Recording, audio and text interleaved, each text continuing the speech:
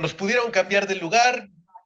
Creo que aquí vamos a estar un poquito más a gusto. Creo que por lo menos tenemos más espacio. Tienen donde poner la computadora, ¿sí? Y se pueden recargar más a gusto así en las sillas para quedarse dormidos. ¿Sí? Sobre todo después de la comida, sí se entiende perfectamente eso. Ok, y ayer estuvimos hablando sobre Python, ya más o menos por ahí, pues creo que terminaron los ejercicios que les dije, y entonces ahora sí vamos a pasar a una de las cosas más, pues, que más me gustan de esto del cómputo científico, que son aproximaciones, métodos de aproximación, y en especial ya habíamos dicho que vamos a hablar de diferencias finitas, porque es el método que es tan sencillo que hasta yo lo puedo entender. En general, la idea del método de diferencias finitas es bien fácil. Ya que tenemos planteado un modelo a base de ecuaciones diferenciales, que pueden ser ordinarias o parciales, ¿sí? La idea del método de diferencias finitas es reemplazar las derivadas, ¿sí?, dentro de nuestro modelo por alguna combinación lineal de los valores de la función en algunos puntos vecinos, de tal forma que podamos aproximar cuál es esa función. En general, esa es la idea y más allá de ahí no pasa. Todo mundo sabe lo que es una combinación lineal. Lo de dormir será más tarde, no tan temprano. Todo mundo sabe lo que es una combinación lineal. ¿Qué es una combinación lineal? Ay, quién sabe, yo solo sé que sí sé, pero no me acuerdo qué es. No se preocupen, así nos pasa a todos. Ok, la parte difícil realmente, bueno, difícil entre comillas, es cómo vamos a encontrar esa combinación lineal adecuada para poder nosotros encontrar la solución del problema que tenemos. Bueno, primero vamos a tener que pensar en el dominio donde queremos resolver nuestro problema y lo vamos a tener que discretizar. Discretizar es simple y sencillamente dividirlo de tal manera que tengamos pedazos discretos, pedacitos del espacio donde nos interesa trabajar. Por ejemplo, podemos tener un intervalo en una dimensión espacial entre A y B, donde lo podemos dividir en diferentes pedacitos. Yo aquí le puse, ay, no sé, como que no me gusta el micrófono. Si hablo así, ¿me escuchan? Ah, pero no me escuchan en Zoom. Ok, bueno, como que no me gusta traer micrófono, me siento raro aquí, como que luego me dan ganas de cantar y ustedes me van a agradecer que no cante. Bueno, entonces, básicamente eso de discretizar es dividir el dominio en pedacitos. ¿Sí? Si tenemos un dominio continuo, discretizarlo es elegir ciertos valores donde vamos a nosotros calcular la aproximación a la solución que nos interesa. En este caso, por ejemplo, el dominio que va de A a B lo divido en diferentes partes con una separación constante delta X. De tal manera que tengo desde X0, que es igual a A, hasta XN, que N es el número de pedacitos en que dividí, que es igual a B, y cada pedacito adentro lo podemos calcular como I por delta X. Ya que tenemos esa discretización, vamos a acordarnos de algo interesante. Y esa es una definición que todos aprendimos en el kinder, la definición de derivada. Ayer la estábamos hablando, que les dije, ¿y se acuerdan qué es una derivada y para qué sirve y todo eso? Y todos dijeron que sí, nadie me supo decir después. Bueno, esa es la definición de derivada que todos sabemos. Bueno, en la definición normalmente tenemos una H en lugar de un delta X, pero es exactamente lo mismo. Básicamente nosotros vamos a utilizar esa definición de derivada para poder aproximar la derivada en esa región utilizando esos delta X y esos pedacitos que vamos poniendo. Básicamente es saber cuánto vale la función en un lugar, cuánto vale en otro lugar muy cercano y dividirlo entre la distancia que hay entre esos dos lugares. De ahí surge el método, bueno, esa es una de las maneras en que podemos encontrar el método de diferencias finitas. Nada más hay un pequeño detalle. Nuestra computadora no puede hacer que ese delta X tienda a cero y se vaya realmente a cero. ¿Sí? Entonces, lo que vamos a decir es que nosotros vamos a poder aproximar nuestra derivada con un esquema de diferencias finitas que es básicamente, o bueno, surge básicamente de esa definición de derivada. No hay más que decir, pues nada más vamos a calcular el valor de la función, bueno, el valor de la derivada de la función en un punto, utilizando los valores de la función en dos puntos. En este caso lo puse en un delta x, bueno, más bien en el xy y en el xy más 1. Entonces, para calcular el valor de la derivada aquí, voy a utilizar el valor de la función aquí y en el punto siguiente. Eso es algo que conocemos como diferencias hacia adelante. Si nosotros nos ponemos así como que muy exquisitos y decimos, pero es que no me gustan las cosas hacia adelante, porque yo soy de un país que no le gusta ir hacia adelante, sino hacia atrás, bueno, también podemos irnos hacia atrás. ¿Sí? Básicamente lo que vamos a hacer es que en lugar de utilizar el punto xy y el xy más 1, utilizamos el xy y el xy menos 1. Pero sigue siendo exactamente, bueno, una expresión muy, muy similar. Y en algunos casos decimos, bueno, ni para adelante ni para atrás, y podemos utilizar los dos. Y eso es lo que llamamos las diferencias centradas. En las diferencias centradas seguimos utilizando la misma idea, nada más que ahora para calcular el valor de la derivada en un punto, vamos a necesitar el valor de la función en un punto después y en uno antes. Ahora, como la distancia entre estos dos puntos es 2 veces delta x, por eso dividí entre delta x. En la teoría, como delta x tiende a cero, pues eso debería decir lo mismo que un delta x normal, pero en la práctica eso no funciona. Y listo, ese es el método de diferencias finitas, ya acabamos el curso. ¿Alguna duda? ¿No? ¿Ya facilísimo? Ok. Ok. Viene una cosa interesante. Esto está en una dimensión. ¿Sí? Ah, me faltaban las de segundo orden. Si queremos calcular la segunda derivada, pues es sacar, hacer las diferencias finitas de las diferencias finitas. ¿Sí? En este caso utilicé centradas en los dos casos. ¿Sí? Bueno, ahora, la mayor parte de nuestros problemas en la realidad no están en una dimensión. Yo sé, nos encanta hablar de vacas esféricas y de esas cosas que nos hacen que todo sea bien fácil y bonito. ¿Sí? Casi todos los problemas reales allá afuera están en dos dimensiones o en tres dimensiones en general.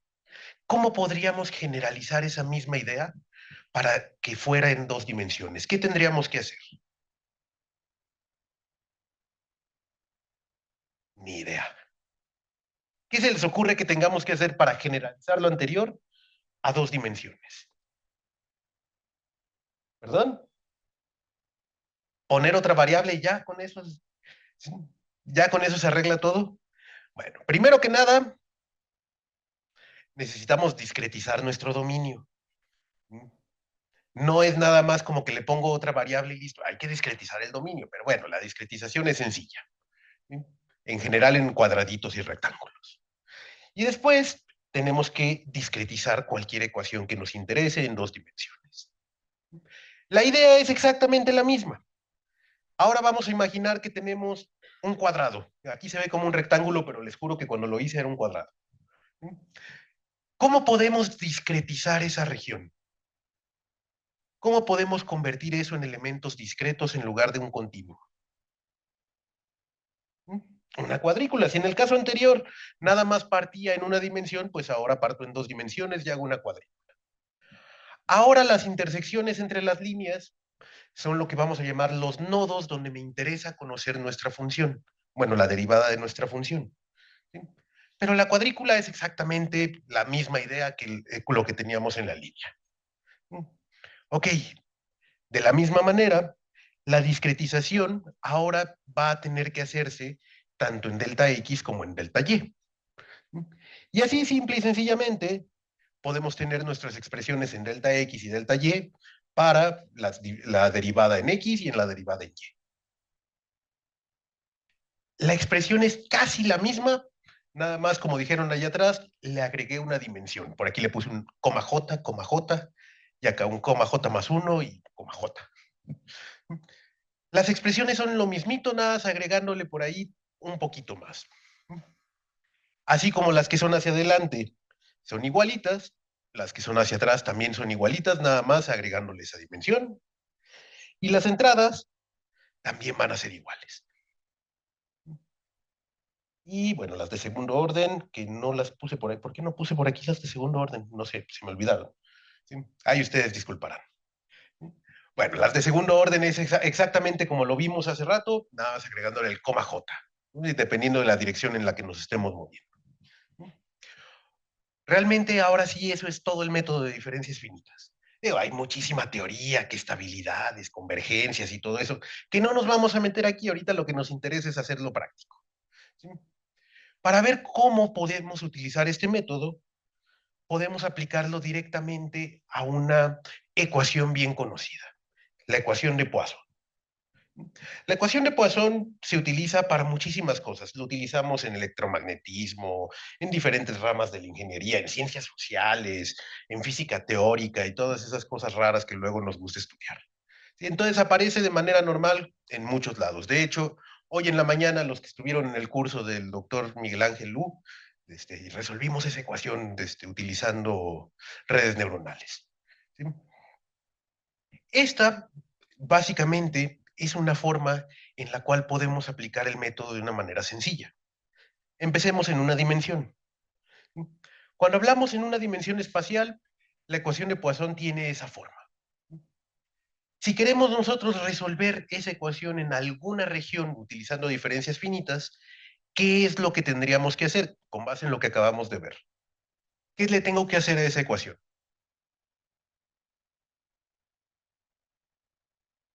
Discretizarla. Básicamente lo que dijimos hace rato, ¿sí? Nada más reemplazar las derivadas por su aproximación en diferencias finitas. ¿Sí? Para hacer eso, entonces, en lugar de exponer la segunda parcial de ¿qué? Phi con respecto de x, pongo la aproximación en diferencias finitas, ¿sí? Y listo. Ya tengo ahí lo que se llama el esquema de diferencias finitas. En este caso, bueno, tenemos para el nodo I y utiliza el nodo I-1 y el I+1, porque son diferencias centradas. Si nosotros nos pusiéramos a recorrer todo nuestro dominio, iterando sobre esa I desde I igual a 1, empezando, bueno, desde I igual a 2, para tener el 1 a la izquierda, hasta el N-1 para tener el N a la derecha, ¿sí? Vamos a tener un sistema de ecuaciones de este estilo. ¿Sí? Donde, bueno, la primera ecuación va a tener desde el phi1 menos 2 phi2 más phi3 entre delta x cuadrada igual a menos f2. ¿Sí? Iterando sobre todo eso y de manera simultánea, nos va a salir un sistema de ecuaciones que podemos escribir de esta manera. Este sistema de ecuaciones es bien bonito, es tridiagonal, ¿sí? Tiene por ahí, sí, todos los elementos tienen la misma forma, 1 menos 2, 1. Luego del otro lado tenemos todo nuestro vector de Fis, que son nuestras incógnitas, y tenemos el lado derecho alguna F. Básicamente el problema de diferencias es resolver este sistema. Es un sistema de esos que nos encantan, AX igual a B. ¿Todos saben resolver esos sistemas? Quedamos que sí, ¿verdad? Ayer ya resolvieron varios. Bueno, uno de 2 por 2 y se tardaron como media hora, pero bueno, resolvieron alguno. ¿Cómo podemos resolver ese sistema?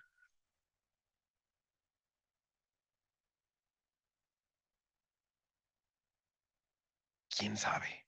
Ni idea. Preguntándole a Diosito y esperando que nos responda. O en su caso, algo más real, preguntándole a ChatGPT y esperando que no se equivoque. ¿Cómo podremos resolver ese sistema?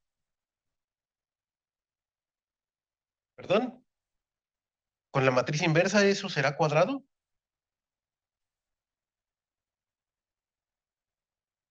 Como para calcularla fácil, o sea,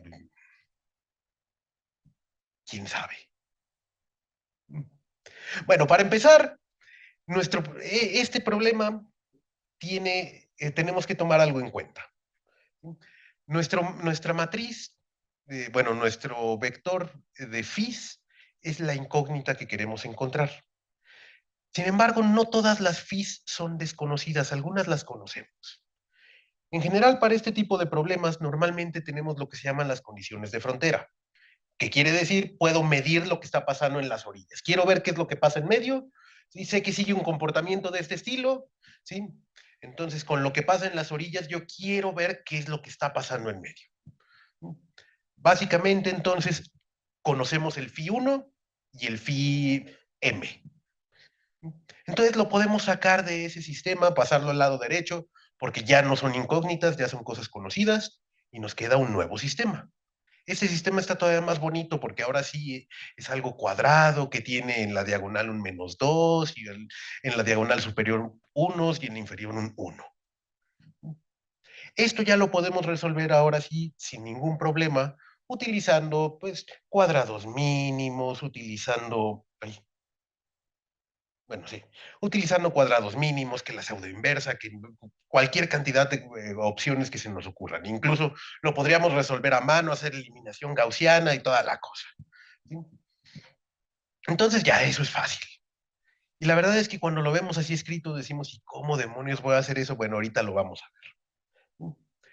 Podemos plantearlo en un problema muy, muy sencillito, un ejemplo numérico para ver que eso funcione. En la misma página que les puse ayer, ya están todos los ejemplos que vamos a utilizar, ya los pueden descargar, espero que sí se puedan descargar. ¿Sí? Y si no se acuerdan de la página, ahorita la volvemos a poner por aquí para tenerla. A ver, déjenme ponerla porque... ¿sí? Por acá estaba. Bueno, es esa. ¿Sí? Ya en la página por ahí, hace rato alguien ya revisó que sí se pudieran descargar, que no me fuera a pasar lo que ayer, que no se podían descargar. Entonces, ahí ya les puse todo lo que tiene que ver con lo que vamos a ver ahorita de los Jupyter Notebooks. Me espero tantito en lo que entran para pasar a eso.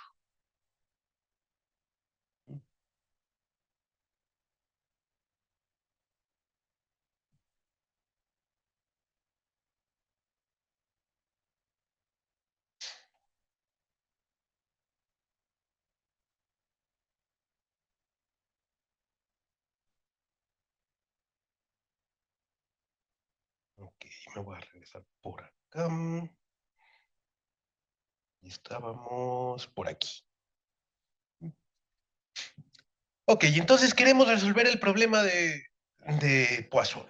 La segunda parcial de phi con respecto de x es igual a 2 veces el seno de x por x coseno de x. Y sabemos que tenemos condiciones de frontera, o sea, en las dos orillas, donde la phi vale en la frontera x coseno de x.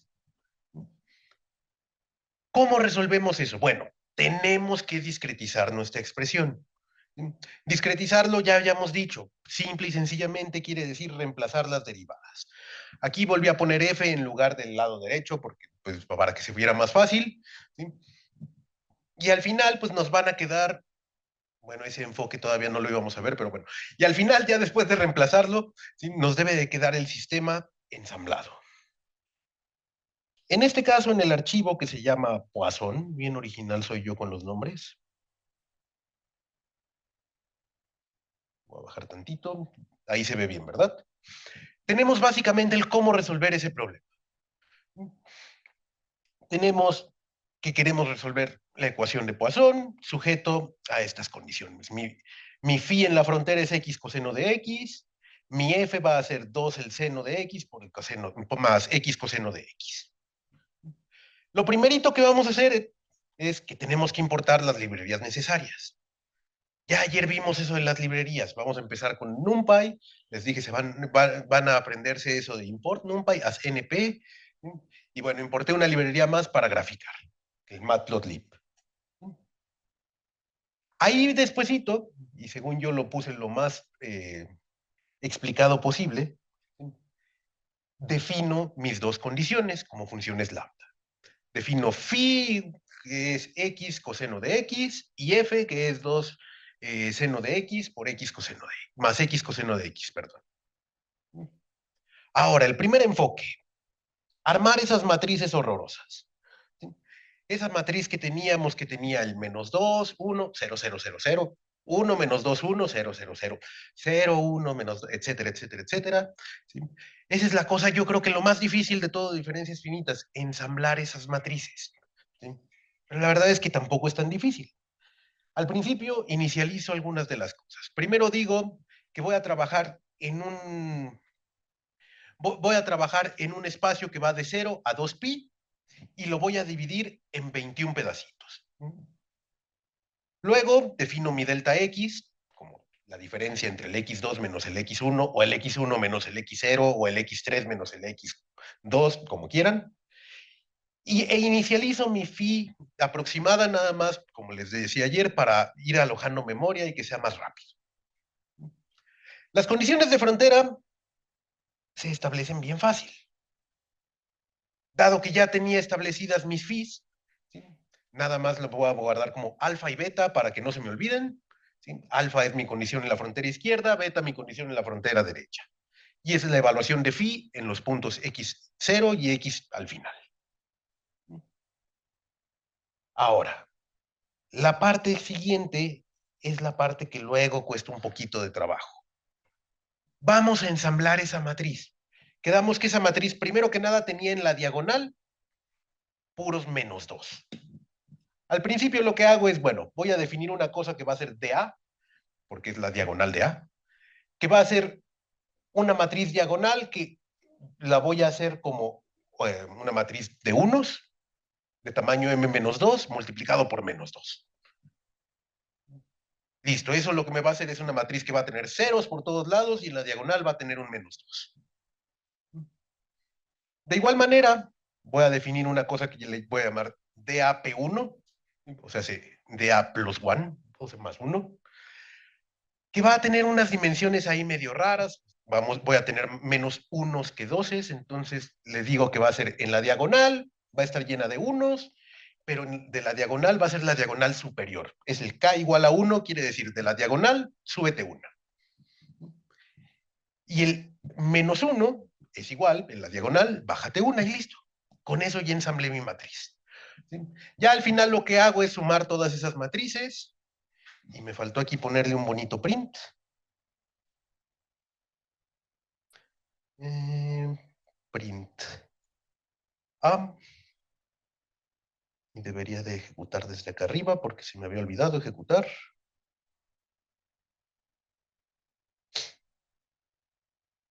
Que puse mal.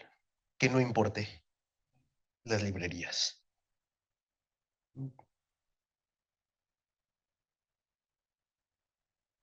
Ay. Entonces, alfa y beta.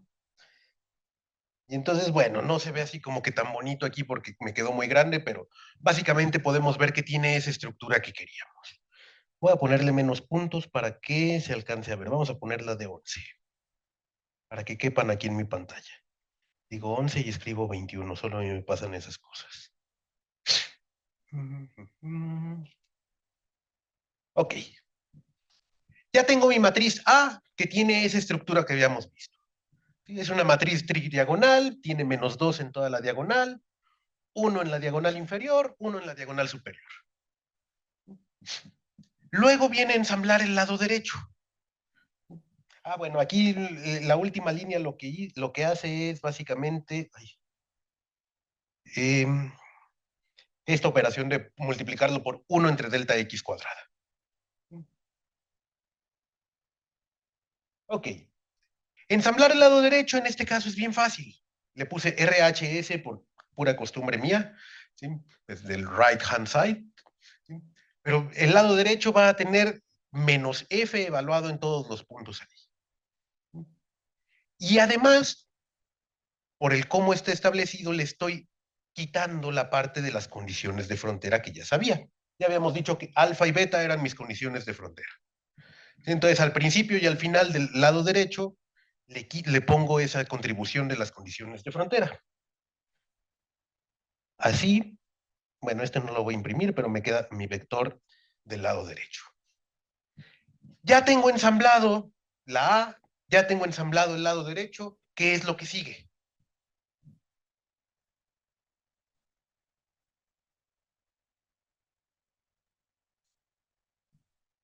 Ya tengo ensamblada la A, ya la hice, ya me aparece allá bonita. Ya tengo el lado derecho, que es un vector. ¿Qué es lo que sigue para resolver el problema? Ahí dice hasta abajo, a ver, a lo mejor si lo leen. Tenemos que resolver el problema lineal, ¿sí? Ahora vamos a resolver el problema, creo que aquí le puse U en lugar de phi, pero bueno, pecata minuta. Y tenemos que resolver el problema donde queremos encontrar, bueno, aquí le puse U, pero debería de ser phi. ¿Cómo resolvemos ese problema? Lo peor de todo es que allá abajito dice, y si tienen el archivo lo pueden ver, pero bueno, les pregunto otra vez, ¿cómo resolvemos ese problema? ¿Quién sabe? No le entiendo. Sí estoy dormido después de la comida. ¿Nadie? ¿A nadie se le ocurre cómo resolver eso? ¿No quedamos que era un sistema AX igual a B que ya todos sabían resolver? Podemos calcular la inversa de A y multiplicarla por el lado derecho. Podemos decirle a NumPy que lo haga. ¿Cómo le decimos a NumPy que lo haga? Eso lo vimos ayer.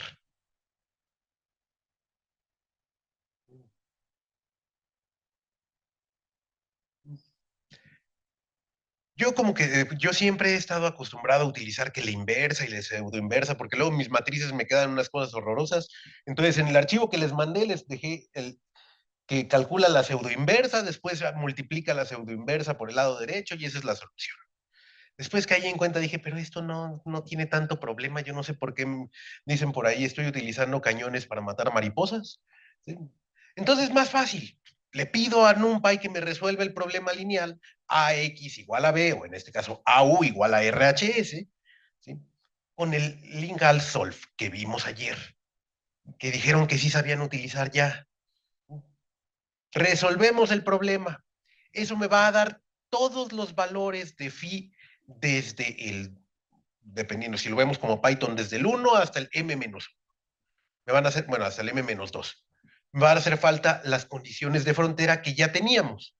Entonces, por eso, pongo aquí, al principio de mi phi, pongo mi condición de frontera y al final pongo la otra condición de frontera.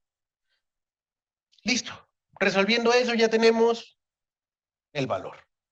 ¿Sí? Incluso podríamos nada más para ver qué está haciendo ahí. Fia P, me faltó ponerle print.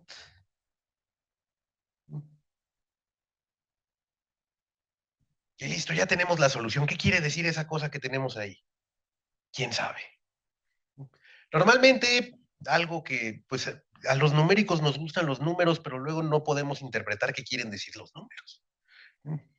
Por eso es que hay que graficar. En este caso, yo ya bien tramposamente, ya sé que la solución exacta es la phi que yo tenía, así elegí el problema para poderlo ver. Y aquí al final nada más lo que les puse fue un pequeño bloque para hacer la comparación entre la solución que acabamos de aproximar y la solución exacta de nuestro problema. ¿Se ve más o menos bien la solución? ¿Se parece nuestra aproximación se parece a la solución exacta? Sí, no, tal vez, quién sabe, puede ser, quizá. Déjenos dormir la hora y media que queda. La verdad es que se parece un poquito, pero pues como que también a la vez decimos, pues sigue el comportamiento, pero no están igualitas. ¿Por qué no son iguales? ¿Por qué no mi solución aproximada no es igualita a la exacta si matemáticamente hablando, cuando hicimos toda la deducción, eran lo mismo? El tamaño de paso, ¿cuántos puntos estamos utilizando? Hay que acordarnos que esto nos va a dar la solución exacta siempre y cuando delta X tienda a cero. ¿Sí? ¿Qué necesitamos para que delta X tienda a cero?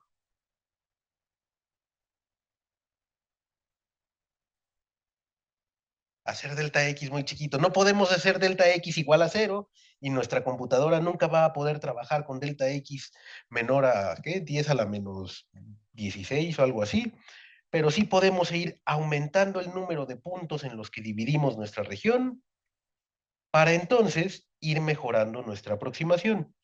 Le agrego puntos, el RHS también, vuelvo a resolver, calculo la nueva phi exacta, graficamos las dos y listo. Ahora que ya con 41 puntos de evaluación, ¿se ve mejor? ¿Creen que ya sea suficiente o todavía no?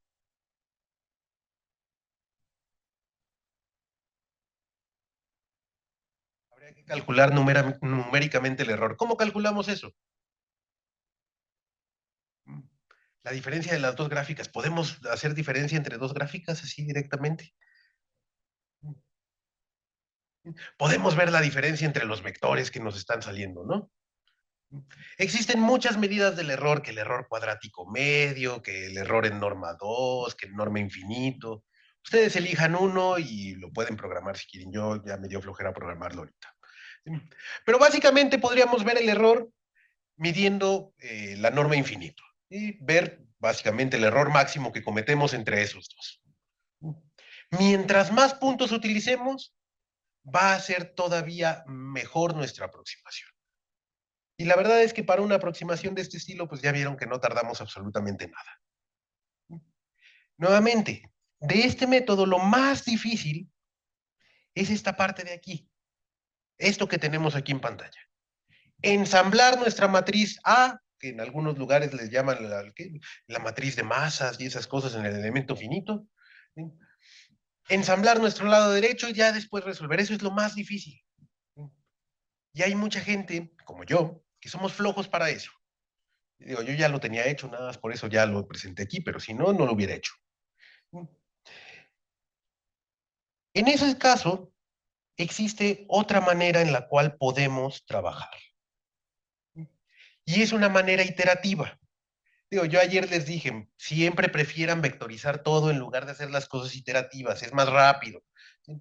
Pero si no queremos hacerlo vectorizado porque nos da flojera, no entendemos y qué flojera hacer ensamblar esas matrices, sobre todo en lo que vamos a ver ahorita más adelante, podemos hacer una versión iterativa.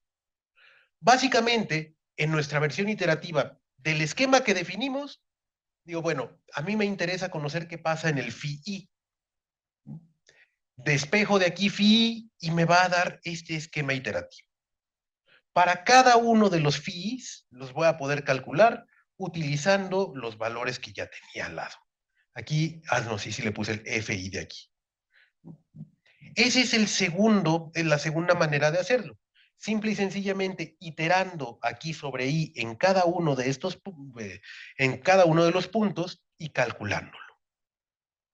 Y eso también, nomás porque luego me daba flojera hacerlo aquí, se los puse acá en la parte que dice Poisson 1D iterativo. La manera de programarlo es exactamente la misma. Empezamos siempre bueno, ya no volví a importar las librerías porque ya las había importado, ¿sí? Pero empezamos definiendo las condiciones de nuestro problema. Aquí voy a definir, bueno, pongo 21 puntos, vuelvo a hacer entre 0 y 2pi, calculo mi delta x, defino una phi, bueno, inicializo una phi, y aquí agrego dos cosas. Una cosa que le voy a llamar el error y otra cosa que le vamos a llamar la tolerancia. El problema que tenemos con lo iterativo es que necesitamos iterar e iterar hasta minimizar cierto error y decir, bueno, ya más o menos se parece a lo que yo quiero. Aquí la tolerancia que puse, yo soy bien exagerado. Normalmente ponen tolerancias de 10 a la menos 4, 10 a la menos 5. Yo le puse algo así como la raíz cuadrada del épsilon de la computadora y el épsilon de la computadora es el número más chiquito que puede manejar la computadora. Tal que 1 más épsilon es diferente de 1. Si agarramos algo tantitito más chiquito que ese épsilon, el 1 más épsilon más ese otro número sería 1. Entonces yo soy un poquito exagerado y puse una tolerancia muy exagerada ahí. Bueno, ¿cómo vamos a ensamblar eso? ¿Cómo vamos a resolverlo iterativamente? Está muy fácil. Las condiciones de frontera las ponemos igualitas. No cambia nadita las condiciones de frontera. Ahora, en lugar de ensamblar una matriz, voy a ir iterando sobre cada uno de los puntos. Y empiezo diciendo, bueno, mientras que el error que yo cometa sea mayor que alguna tolerancia, que me interesa saber, que bueno, que ya le puse, entonces voy a seguir y voy a repetir ese ciclo. Al principio yo dije, bueno, mi error es 1, nada más para que entrara una vez aquí, y aquí lo voy a poner como 0 y ahorita van a entender el por qué le puse como 0. Luego, calculo el siguiente paso. Aquí le puse una T porque originalmente le había puesto temporal, pero me quedaba muy larga la línea, entonces lo dejé como T. Este va a ser el valor que tenía del phi i. Dentro de la discretización, este era el phi i y todo lo que tengo de este lado era lo que estaba del lado derecho del phi i. ¿Sí? El phi menos 1, phi más 1 y el delta x cuadrada por f de xi. Luego calculo el error como la diferencia entre este que acabo de calcular y el que tenía antes. Y al final, bueno, guardo el que acabo de calcular. Si el error es muy grande, tiene que volver a iterar. Y si el error es muy chiquito, pues ya se sale y ya me dio más o menos lo que me interesaba calcular. Creo que debería otra vez, ¿por qué no me regañan de que no voy ejecutando las celdas? Vamos ejecutándolo. Ejecutamos este de aquí. Vuelvo a poner la solución exacta, nada más para comparar. Y listo. Ya tenemos otra vez nuestra gráfica. Si se fijan, existen dos maneras entonces de resolver esto y las dos maneras podrían parecer buenas. ¿Cuál creen que sea mejor?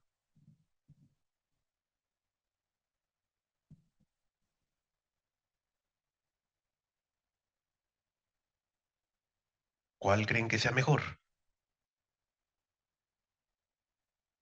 La que converge más rápido. ¿Y cómo sabemos cuál converge más rápido? A partir del error. Pero en la otra no definimos ningún error. La verdad es que sí es cierto, hay que ver eso de cuál está convergiendo más rápido, pero la otra no está iterando, entonces no es como que vaya a converger. Y la otra es nada más resolver un problema lineal, que salvo que utilicemos algún método como un GMRS o alguna cosa así, que son iterativos, ¿sí? No itera. En general, las dos nos pueden dar resultados muy, muy parecidos, pero la forma vectorizada suele dar cosas más precisas. Así utilicemos exactamente las mismas condiciones, ¿sí? La forma vectorizada nos da cosas más precisas. ¿Cómo podríamos ver eso? ¿Cómo podríamos comprobar que cometemos menos errores con la vectorizada que que con la iterativa? Es casi casi la pregunta que les hice hace rato. Tenemos que calcular el error. ¿Qué les parece si calculamos el error que cometimos en esta y después dejo que ustedes calculen el error de la otra y me dicen cuál es la diferencia? ¿Les parece? Bueno, voy a pensar que dijeron que sí. Ok, vamos a poner una línea de código. Um, Voy a poner esto por aquí porque si no lo voy a tirar. Luego me lo cobran. Yo creo que de ahí se va a caer más fácil. Ya. Ok, ponemos una línea de código, un bloque de código nuevo y vamos a poner error. Lo voy a definir como cero. Luego, for i. Bueno, ya hasta aquí me está diciendo, mira, así calcula el error y listo. Qué práctico es esto de la inteligencia artificial, sobre todo cuando ya sabe lo que quiero. Nada más, déjenme ver que sí lo haya hecho bien, porque luego nos equivocamos, ya quedamos que no debemos de confiar tanto en esto de la inteligencia artificial. Entonces, calcula el error como la diferencia, lo eleva al cuadrado, después saca la raíz cuadrada y eso es lo que conocemos como el error cuadrático medio, perfecto. Y entonces, para este caso, así de rápido, Dios bendiga a Gemini, que creo que es lo que resolvió esto. Así de rápido podemos, no, Amazon. Amazon fue quien resolvió eso. ¿Sí? Dios bendiga a Amazon que lo resolvió rápido. Y tenemos un error cuadrático medio de 0.16. ¿Sí? Si nosotros eso lo dividiéramos entre el máximo de la función, que creo que es 2, 6, 0.16 entre 6, o sea, ese es un error bastante grande. ¿Cuál es el error que estamos cometiendo en el otro método? ¿Lo podrían calcular? Pero ya tienen ahí el código. Ya nos lo generó Amazon.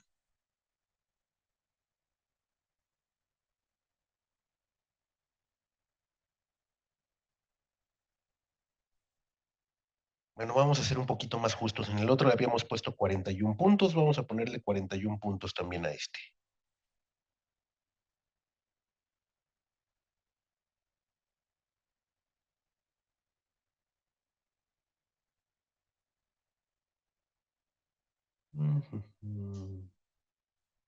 Graficamos.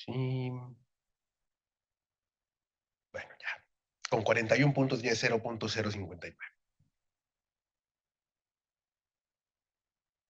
¿Cuánto les da el error en el otro?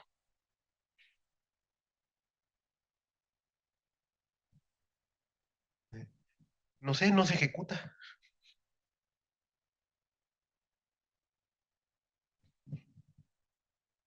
¿Se deja? ¿No se deja? Siguen dormidos y todavía ni siquiera habían descargado el archivo. Están trabajando en sus presentaciones del jueves y viernes porque no las han terminado. Digo, yo lo entiendo, yo tampoco había terminado la mía. No los culpo. ¿Cómo van? ¿Cuál es el error en el otro?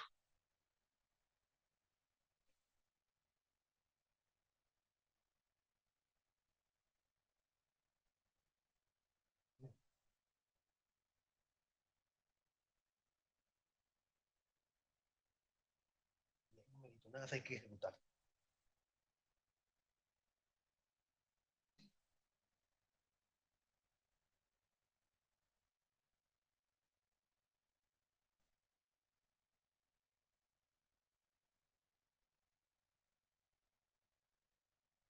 ¿Está imprimiendo el mismo valor?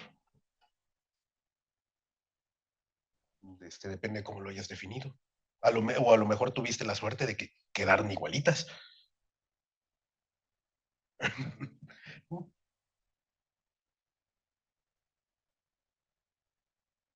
Entonces, ¿cómo sale el error?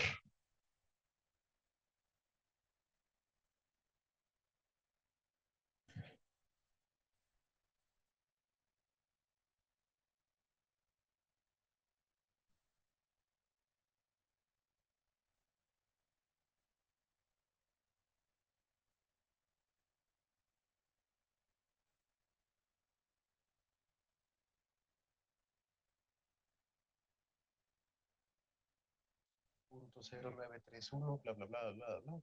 ¿Con las mismas condiciones? 41. Ok, ahorita lo vemos. Acá, lo mismito, ok.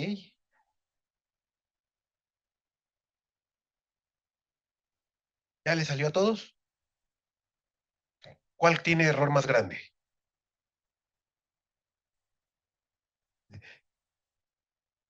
¿Salió igual? ¿Por qué a los demás no les sale igual?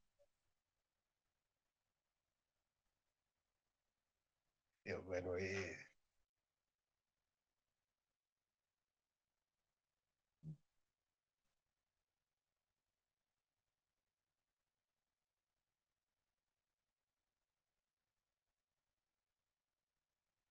ok. Entonces quedábamos que esto era 6 por 10 a la menos 2. Vamos a ver acá arriba.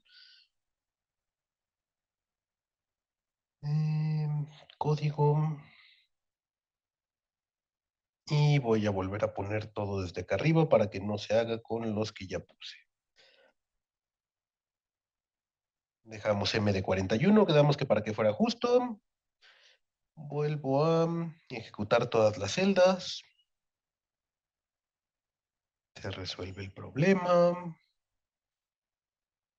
Calculamos la phi exacta, que esa era la misma, pero bueno. Y al final me da 0.5966, bla, bla, bla, bla, bla. Es más, hasta lo podría guardar como error 1, error 2 y después ver la diferencia, pero ok. Y acá me da 0.59, bla, bla, bla, bla. ¿Cuál es la diferencia? Vamos a reiniciar esto.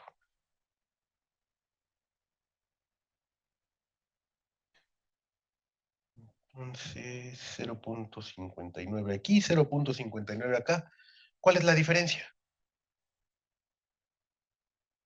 En este caso, pues como que nos quedó exactamente el mismo error, nos sale bien, nos sale bonito, creo. Y el otro tiene 65. Bueno, por ahí va la cosa. Los datos son exactamente los mismos, más o menos la aproximación queda exactamente igual, pero una trabaja más que la otra. Y siempre dicen que hay que ser flojos y trabajar lo menos posible. La verdad es que ya cuando tenemos algo que cambia por ahí del 10 a la -4, 10 a la -5, pues mejor optimizamos. Imaginemos que tenemos algo de 1 millón de datos. ¿Cuánto se tardaría mi computadora en procesar algo que en lugar de 41 utiliza 1 millón de datos? Es más, no sé si mi computadora puede hacerlo ahorita. 6.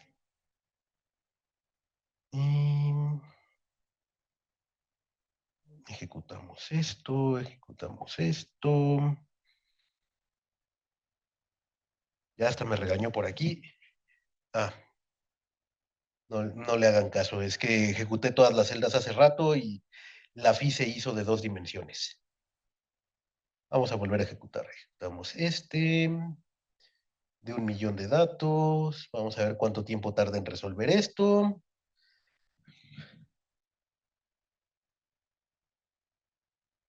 Bueno,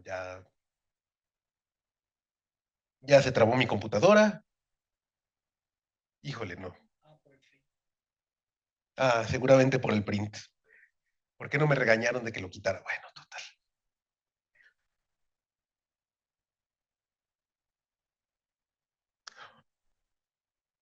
Y bueno, creo que aquí se acaba el curso porque ya está trabada y ya no se mueve. Bien, hay que hacerlo a mano. Si no podían con uno de 2x2, hombre. Y sí está espantosamente trabada la pobre computadora. Es más, yo creo que ya los de Zoom ni ven lo que estoy.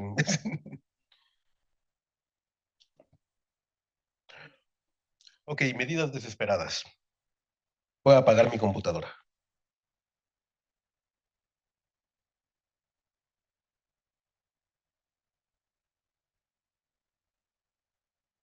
Está tan trabada que no se apaga.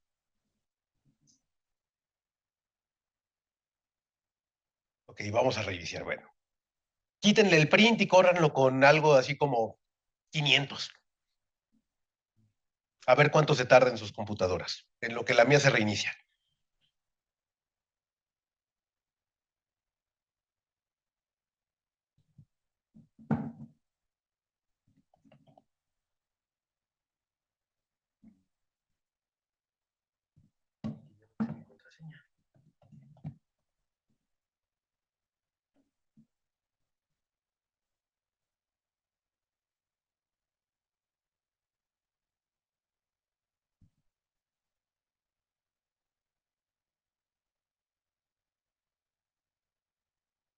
Computadora se apagó porque se quedó sin memoria. Ah, ok, gracias. Sí sabía.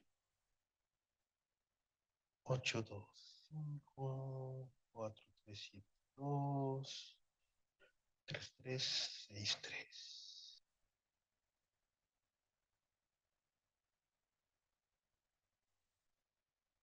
440.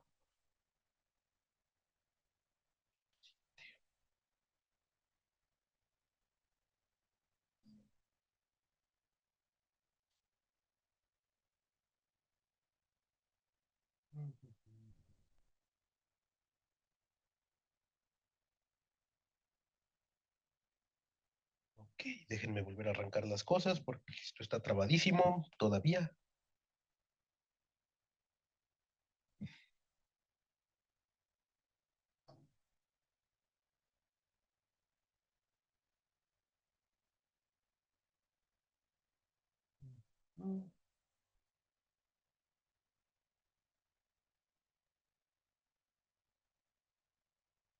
¿Y dónde está Zoom? ¿Dónde está Zoom? ¿Dónde está Zoom?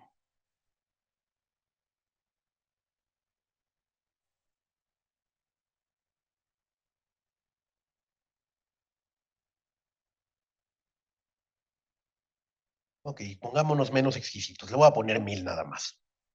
Ya se ve por acá, sí. Que dice que 1 millón es mucho para mi pobre computadora. No hagan sufrir la suya así de feo. Le voy a poner 1000. Ponemos las condiciones de frontera. Esperemos que no se vuelva a trabar.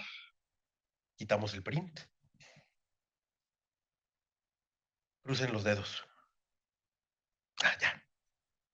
No se trabó ahora. Lado derecho, resolvemos el problema. Creo que, bueno, este print no está tan mal, pero bueno, igual lo voy a quitar. Se resuelve el problema, dijo que tardó 0 segundos en resolver el problema.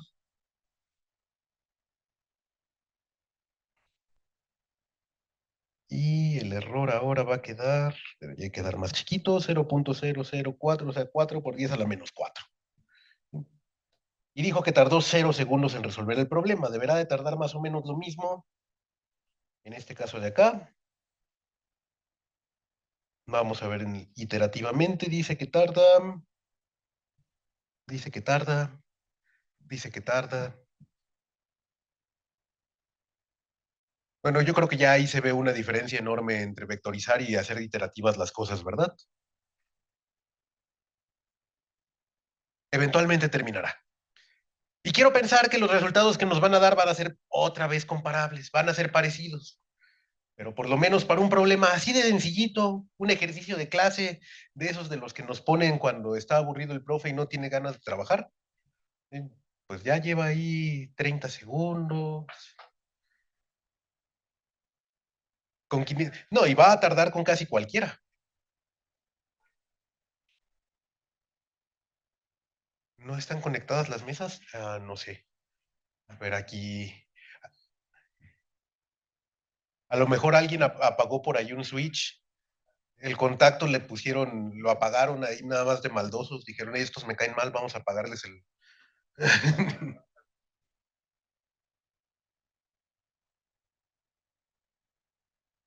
Porque se supone que sí están conectadas todas.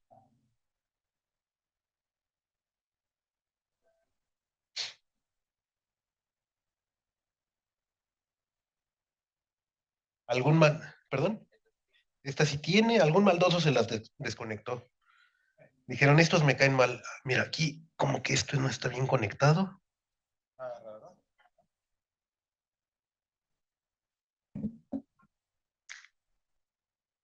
Como que todo, y como que todo está mal conectado porque me dio toques. La cinta de aislar, ¿sí? ¿Valió la pena el toque? Ok, ya agarró. Seguramente va a estar desconectado también en algún lugar así como que no está bien conectado. Bueno, ya llevamos 2 minutos y todavía no termina. Sí, como que sí estaba mal conectado ahí donde. Bueno, ya llevamos 2 minutos 15, todavía no termina, ya lo vamos a parar.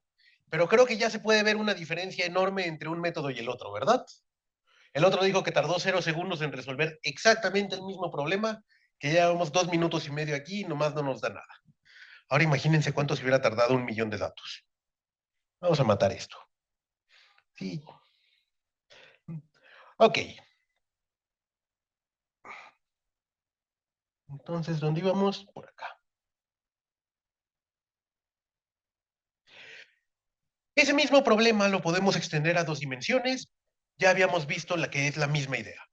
La ecuación de Poisson en 2 dimensiones nada más ahora va a tener la segunda parcial de phi con respecto de y.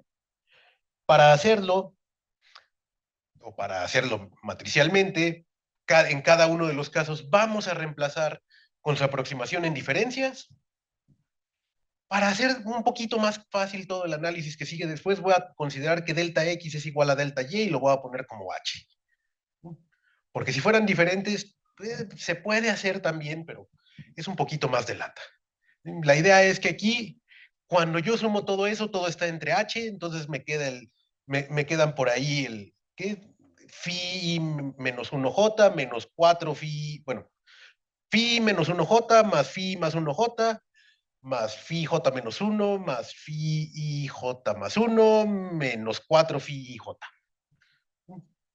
Si todo está entre H. Eso, al ir iterando, nos va a dejar un sistema también A phi igual a menos F, donde phi, pues ya vimos que es un vector que va a tener todas nuestras soluciones, F va a ser el lado derecho, que ya lo conocemos, pero ahora la A va a tener esta estructura. Ya no va a ser una matriz así de bonita como teníamos hace rato, donde teníamos 1 menos 2 1, 0, 1 menos 2 1. Ahora, digo, sí tiene una estructura muy parecida, pero ya no nos queda nada más algo tridiagonal como hace rato. Nos va a quedar un menos 4, 1, 0, 1, 1, menos 4, 1, 0, 1, 0, 0. Para poderlo ver más fácil, esto lo podemos ver en el caso de un problema chiquito como de 5. Si hacemos m igual a 5, podemos ver la estructura completa de esa matriz A. Esa matriz A pesar de que ya no es igual de fácil que lo que teníamos, sigue teniendo una estructura muy sencilla. Eso es algo que llamamos una matriz tridiagonal por bloques. ¿Qué quiere decir algo tridiagonal por bloques?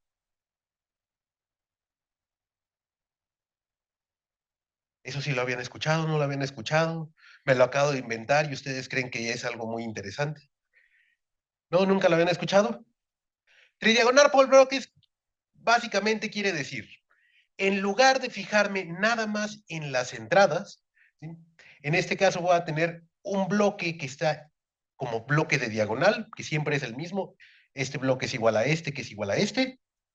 Esa es una diagonal por bloques, pero es tridiagonal. Este bloque de aquí, que es como una identidad, se repite aquí, y si fuera más grande se repetiría acá, etcétera, y este de acá arriba también. No podemos decir que todos son diagonales, porque los unos, por ejemplo, aquí se cortarían. También tenemos unos y se cortarían. Es algo que llamamos tridiagonal por bloques. Cuando queremos resolver esto, nuevamente, ensamblar estas matrices es lo más complicado de todo el problema. Nada más que ya se los dejé yo ahí listo para que no tengan que sufrir. Vamos a aplicar eso ahora en dos dimensiones. Vamos a aplicarlo, ahora voy a tener que mi f es 10e a la 2x más y, y vamos a poner de condición de frontera la solución exacta, nada más porque somos bien tramposos. Eso ya se los puse por aquí, que es exactamente lo mismo que decía allá, pongo mis condiciones de frontera, mis condiciones del lado derecho. Nuevamente, vamos a importar las librerías porque se me olvidó que era un mismo archivo y ya las había importado antes. Las condiciones ahora, voy a definir mi phi y mi lambda, perdón, mi phi y mi f como funciones lambda, y ya las conocen. Y ahora viene lo bueno. En esta parte, nada más estoy inicializando variables. Voy a hacer algo de 41 por 41. El X y Y van a ir de 0 a 1, y cada uno los voy a dividir en 41. Y para hacer la cuadrícula completa, se utiliza la función meshgrid. Básicamente eso me va a dar las coordenadas de cada uno de los nodos donde voy a resolver. Después, bueno, inicializo mi A, mi lado derecho, mi phi aproximada y mi phi exacta. Ahora sí viene lo bueno. Ponemos las condiciones de frontera. Las condiciones de frontera van a estar en el lado derecho. Todavía no ensamblo mi matriz A, es espantosa. Y ya las condiciones de frontera, nada más de verlas, digo, ay, no, ya no quiero seguirle. Ahora mis condiciones de frontera no van a estar nada más en dos puntos. En el caso anterior estaban en el punto X0 y en el punto XM. Ahora mis condiciones de frontera van a estar en todo el contorno. O sea, cuando X vale 0, cuando Y vale 0, cuando X vale M y cuando Y vale M. Entonces ahora en el lado derecho voy a tener que meter phi en todos esos puntos. Lo difícil es encontrar en qué parte. Toda esta cosa de aquí era lo que allá en una dimensión espacial tenía en dos líneas. Estas son mis condiciones de frontera. No me voy a meter en todo cómo se está iterando porque a veces ni yo le entiendo. Pero bueno, defino mis condiciones de frontera. ¿Sí he estado ejecutando los otros? No, no he estado ejecutando los otros. Les digo que me regañen si no los voy ejecutando. Y luego viene la parte difícil. Vamos a ensamblar nuestra matriz de diferencias. Y aquí otra vez ya no se ve como algo sencillo. Aquí lo que estoy haciendo es generar bloques. Así como en el caso anterior primero generé la diagonal y luego la diagonal superior y luego la diagonal inferior. Ahora voy a definir bloques. Mi primer bloque lo voy a poner como el central, que se llama B. Ese es bien fácil, se genera exactamente igual que como lo habíamos hecho. Va a tener menos 4 en la diagonal, un 1 en la diagonal superior, un 1 en la diagonal inferior. Entonces mi B nada más lo genero así. Los otros bloques van a tener una identidad, por eso directamente ya aquí la puse como I, van a tener una identidad y va a que colocar cada uno de esos bloques dentro de mi matriz A. Ya aquí ya no se ve tan bonito como en el caso anterior. ¿Sí? Todo eso es nada más para armar esa matriz espantosa que acabamos de ver. ¿Sí? Nuevamente, ya ustedes lo pueden revisar con calma, por ahí le puse todos los comentarios habidos y por haber para que lo puedan revisar sin problema. Y bueno, para resolver el problema, nuevamente, bueno, aquí otra vez les digo que yo nada más por pura costumbre siempre pongo la pseudo inversa, pero podríamos cambiar eso, déjenme lo cambio rapidísimo. Vamos a comentar vamos a comentar y ahora U va a ser igual a, miren, Dios bendiga a Amazon que ya lo resolvió. Eso me preocupa. Justamente hoy en la mañana estábamos platicando con un compañero, le digo, es que con la inteligencia artificial ya ni pienso cuando programo. Mm. Y ya si un día me quitan el internet, ya no voy a saber cómo programar algo. Mm. Pero bueno, ya, ahí está con el sol. Esperemos que funcione. Y lo demás es poner las condiciones iniciales dentro del phi. Al final calculo mi solución exacta, lo graficamos y ahí está. Podríamos nuevamente calcular el error, ver cuánto vale el error. ¿Sí? Vamos a llegar a que fue bastante rápido el resolverlo. ¿Sí? ¿Cuál es el problema aquí? Bueno, el problema es que si no sabemos o no entendemos bien la estructura de esas matrices, puede ser dificilísimo o a veces hasta imposible nos resulta ensamblar esas matrices A, poner las condiciones de frontera y todo eso. Es en esas situaciones donde a veces sí resulta eficiente el método iterativo. El método iterativo es exactamente igual al que acabábamos de ver, nada más agregándole un for más. ¿Sí? Digo, va a seguir tardando años en resolverse todo el problema.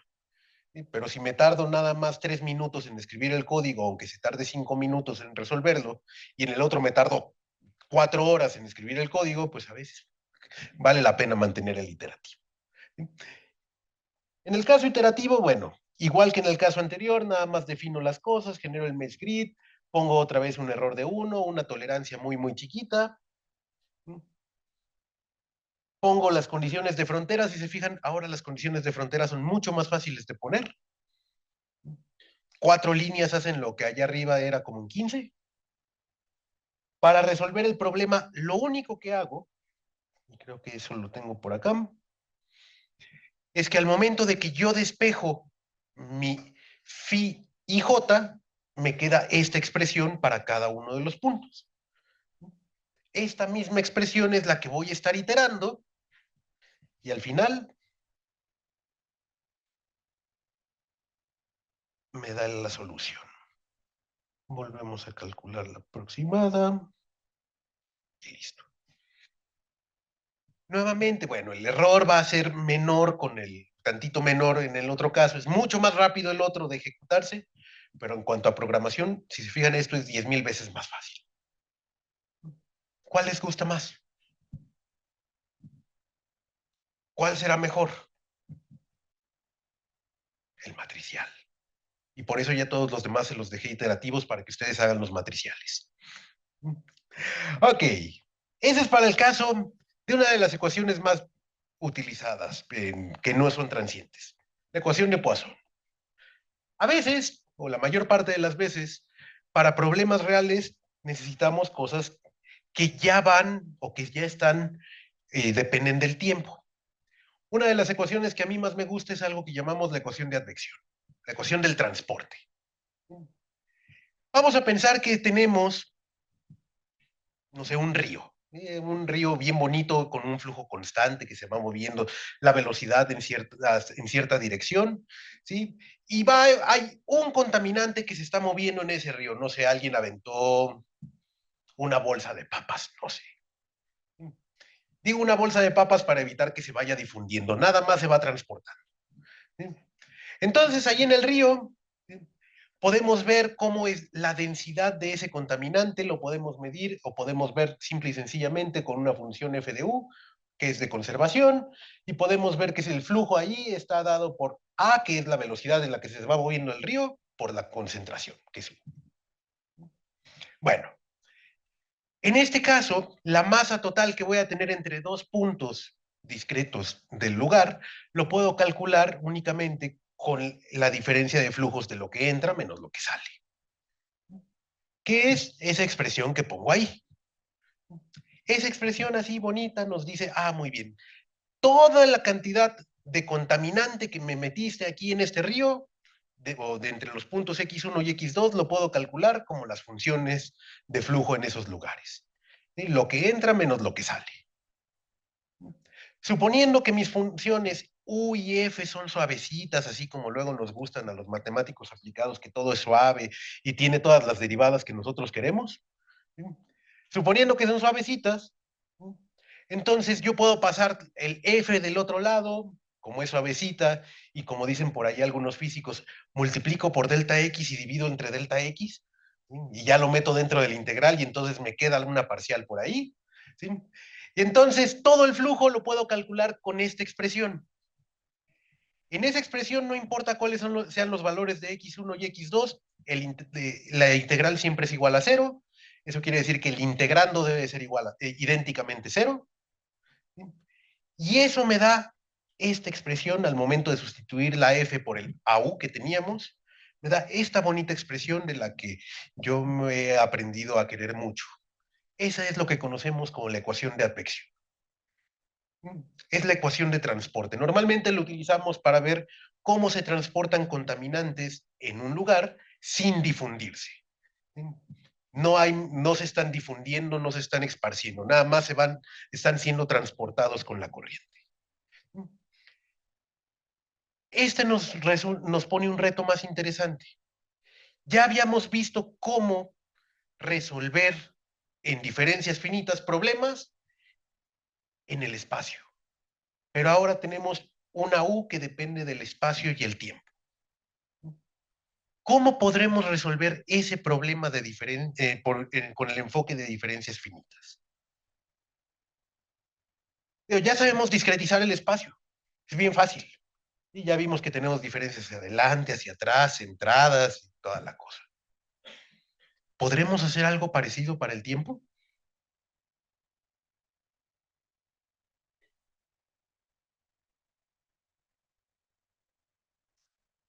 No, nadie más. Aparte de esos tres que dijeron que sí, porque ya llevan un tiempecito viendo eso de las diferencias conmigo. ¿Podremos hacer algo similar? Sí, no, tal vez, quién sabe, puede ser, quizá. Déjenos dormir, ya solo nos queda una hora de sueño.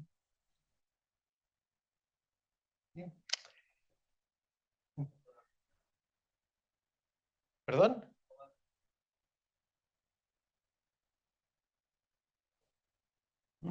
Efectivamente. El tiempo, así como el espacio, en este caso, lo podemos discretizar. Ahora, los superíndices que estoy poniendo aquí nos dicen el paso en el tiempo en el que nos estamos moviendo. Los subíndices me dicen el paso en el espacio.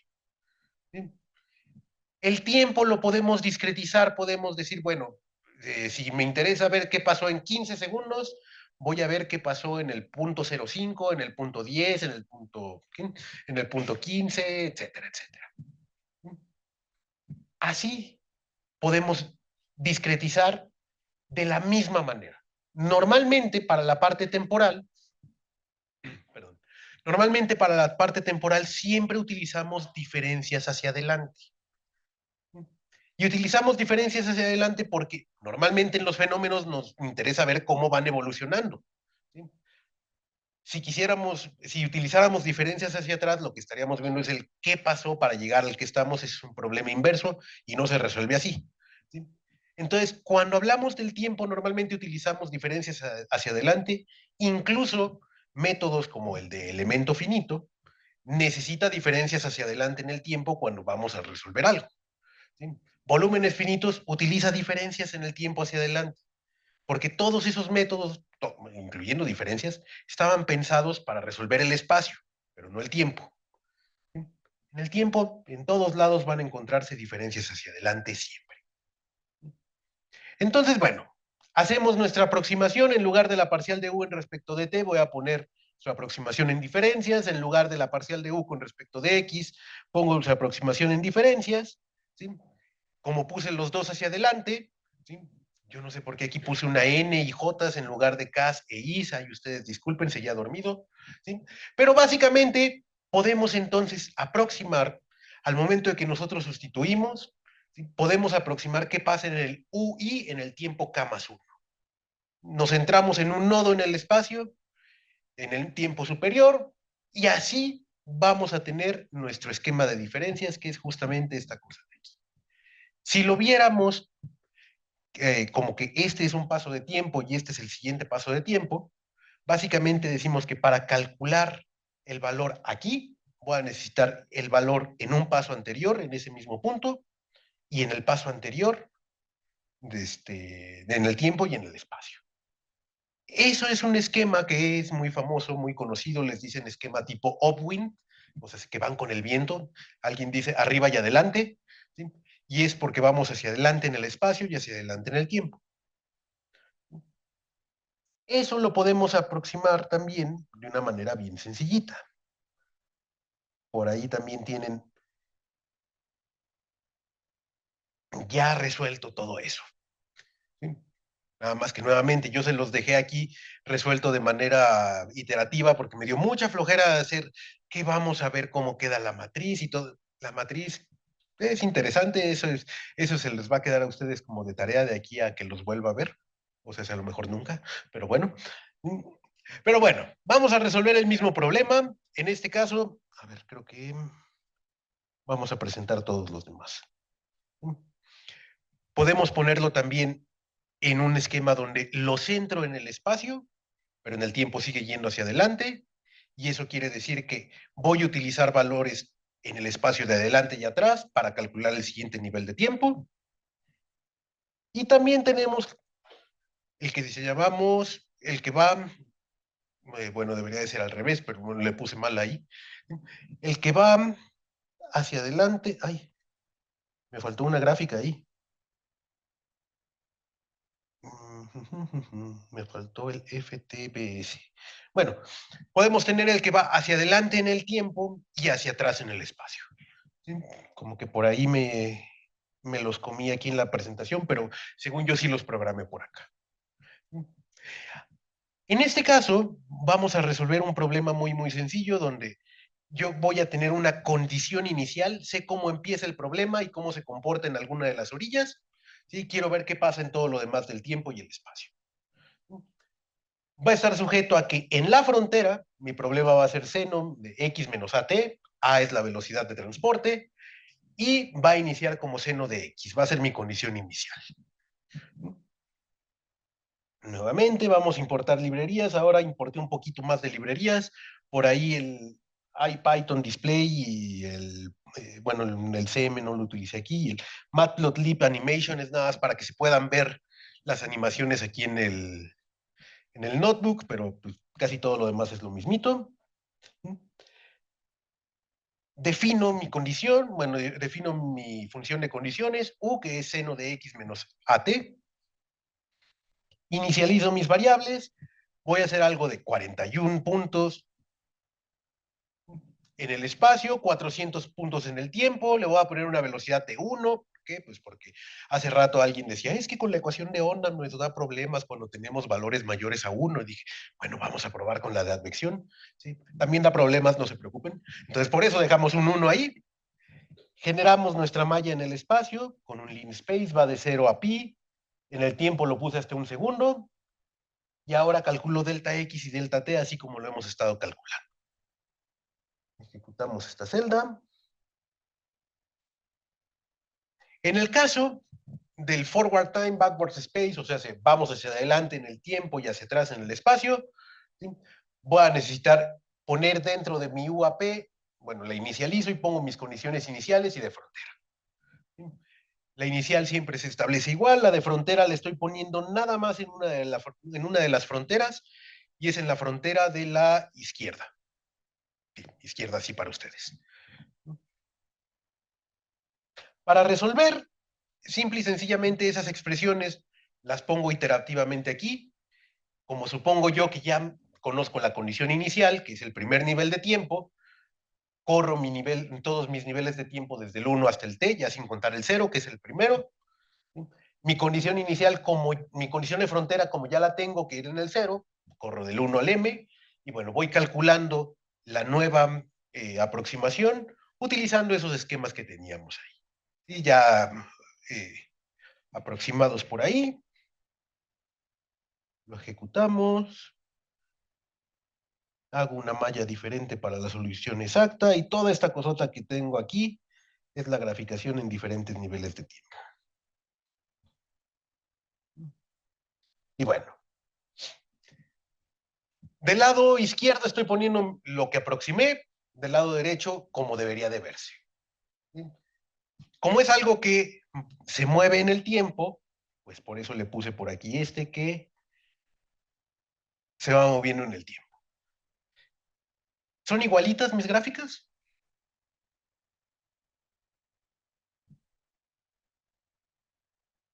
¿No? ¿Qué tienen de diferente? ¿Se parecen por lo menos? Se parecen, pero nuevamente, son aproximaciones. No es la solución exacta. Y una aproximación siempre va a tener algún error. ¿Sí? Nuevamente, esos errores los podemos ir reduciendo utilizando ciertas técnicas, como cuál sería la primera técnica que utilizamos para reducir esos errores. Pero grítalo porque no te escucharon acá adelante.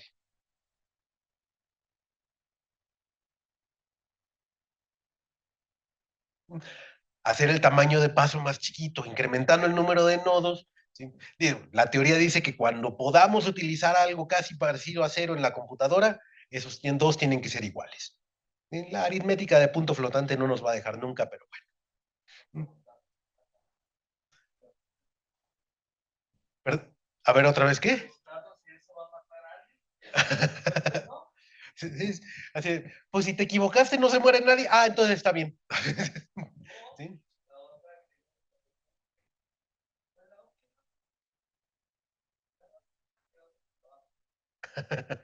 Sí. Yo me acuerdo en algún momento cuando estaba, ya hace muchos años en mi tesis de licenciatura, de repente algo hice mal en mi código y me salió un error de cero en las aproximaciones. Dije, ya, nada puede mejorar aquí. Sí. Dije, no, algo estaba mal ahí, pero bueno. Sí. Sí, pero ojalá todos tuviéramos errores de cero, así ya nadie tiene que trabajar. Pero bueno, ok. De esa misma manera podemos hacer los demás. Si los centramos en el espacio, bueno, voy a inicializar exactamente igual. La única diferencia es que ahora, si va a estar centrado en el espacio, voy a necesitar los valores en las fronteras de los dos lados, no nada más de uno. Dado que va tomando información de los dos lados, ¿sí? Voy a necesitar diferentes valores, diferentes condiciones. En este caso, la condición inicial es la mismita, pero estoy estableciendo una condición de frontera en cada uno de los lados de mi región. Para resolverlo es exactamente el mismo bucle de tiempo, ¿sí? Nada más que ahora, bueno, le agregué por ahí que es el entre 2 delta X y es el UAP en I más 1 menos UAP en I menos 1. Es exactamente lo mismo. Podemos volver a graficar. Yo no sé por qué tarda tanto la graficación. Tiene que hacer todos los pasos de tiempo, guardarlos y después ya me deja graficar. Y bueno, tenemos exactamente el mismo problema resuelto. ¿Son iguales mis gráficas?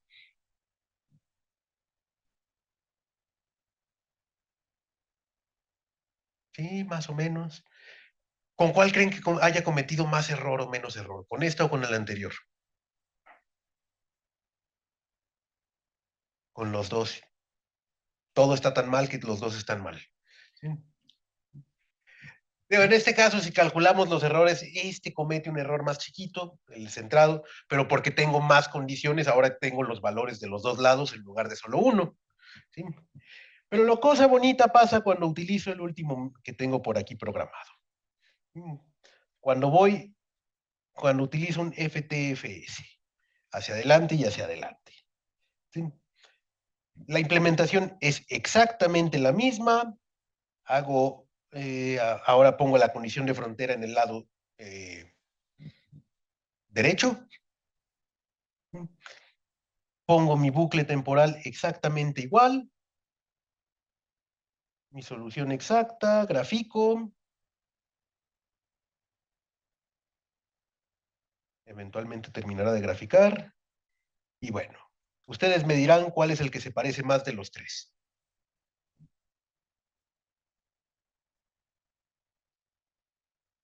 ¿Cuál de los tres creen que tenga una mejor aproximación?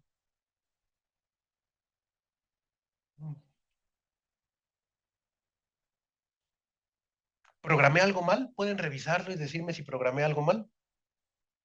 Sí, sí, programé algo mal. Oh, no, decían sí o no. ¿Me faltó algo? No sé, por eso les digo, pueden revisarlo. A lo mejor yo programé algo mal. Me pasa muy seguido.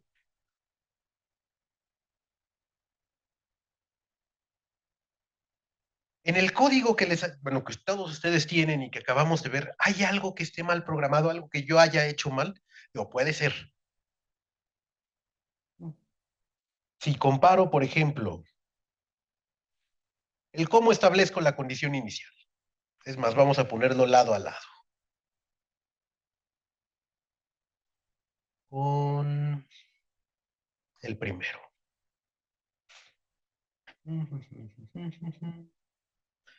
Esto todo era igualito.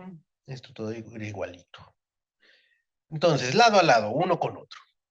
Sí, el de la izquierda que vemos aquí a la izquierda es el que estaba medio mal, el de la derecha es el que estaba medio bien. Defino exactamente igual mi matriz UAP. Pongo igualita mi condición inicial y lo único que cambio es la condición de frontera. En lugar de ponerla de un lado, la pongo del otro. ¿Algo que esté mal programado hasta ahí? ¿No?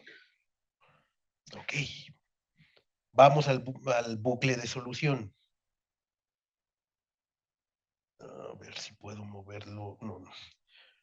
Bueno, en el bucle de solución van desde en el rango de tiempo de 1 a t y de 1 a t. En el rango del espacio va de 0 a m-1 porque ya tenía la condición de un lado, y en el otro va de 1 a m porque tengo la condición en el otro. ¿Sí? Y la aproximación allá adentro es, bueno, voy a ponerlo así a ver si alcanza a salir. Mm. UAP, creo que esa es la parte que interesa, que donde cambia tantito. ¿Sí? Lo único que cambia aquí es que acá tengo I más 1 menos I y acá tengo I menos I menos 1. Pero fuera de ahí todo está igualito. ¿Sí? ¿Está mal algo en mi solución? ¿En lo que yo programé? ¿O por qué en uno me salen esos errores así tan espantosos?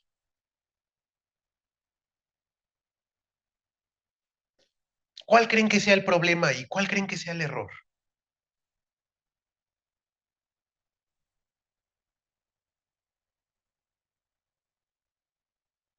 Ni idea. ¿No se les ocurre qué puede estar mal?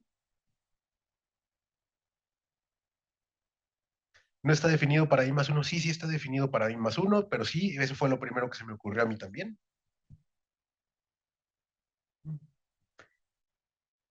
La verdad es que esto es un problema desde la raíz de cómo definimos el modelo.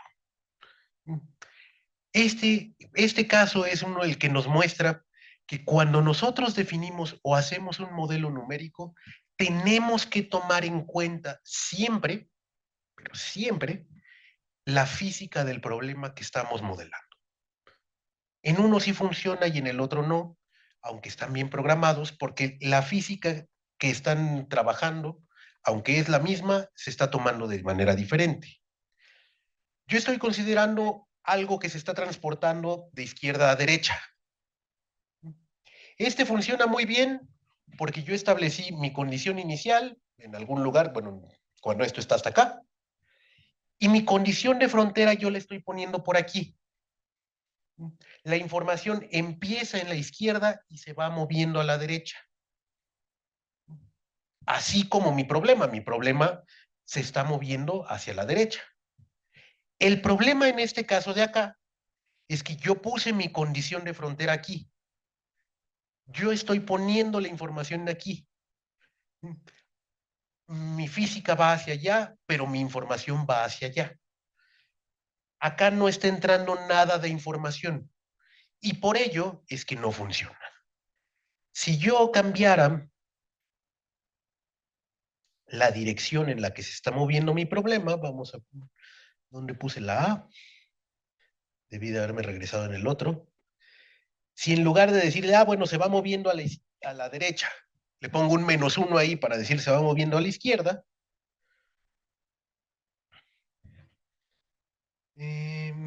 vamos a poner este. Genero, resuelvo. Espero que no me haya hecho falta ejecutar nada. Y acá también voy a poner lo mismo. Bueno, nada más que se termine de generar este. Este genero, resuelvo, grafico.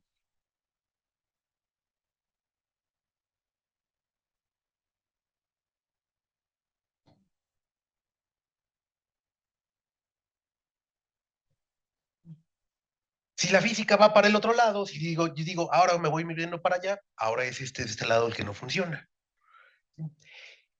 Este problema sencillito nos dice y nos muestra la importancia de que cuando nosotros planteamos nuestro modelo, es bien, pero bien importante que el modelo que planteamos siga la física de nuestro problema. Si no está, si no encaja la física con nuestro modelo, nos va a pasar eso. Y por eso hay que tener mucho cuidado con eso. El mismo problema vamos a tener si lo hacemos en 2 dimensiones. La ecuación de advección en 2 dimensiones la podemos escribir así, podríamos deducir otra vez de dónde sale, yo creo que ya no necesitamos deducirlo, ¿sí? Les digo, es una ecuación, a mí me encanta, se ve muy bonita, tenemos la parcial de U con respecto de T, es igual a en este caso es la velocidad con que se está transportando algo en X, B es la velocidad con la que se transporta algo en y al igual que en el caso en una dimensión, podemos tener diferentes esquemas. Nuevamente todo lo hice iterativo para dejarle los matricial a ustedes.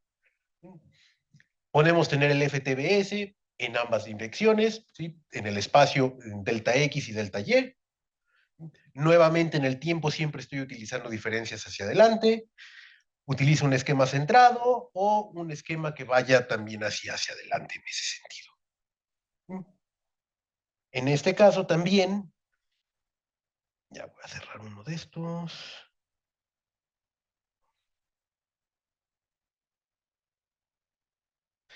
En este caso, el problema que vamos a resolver es muy parecido, ¿sí?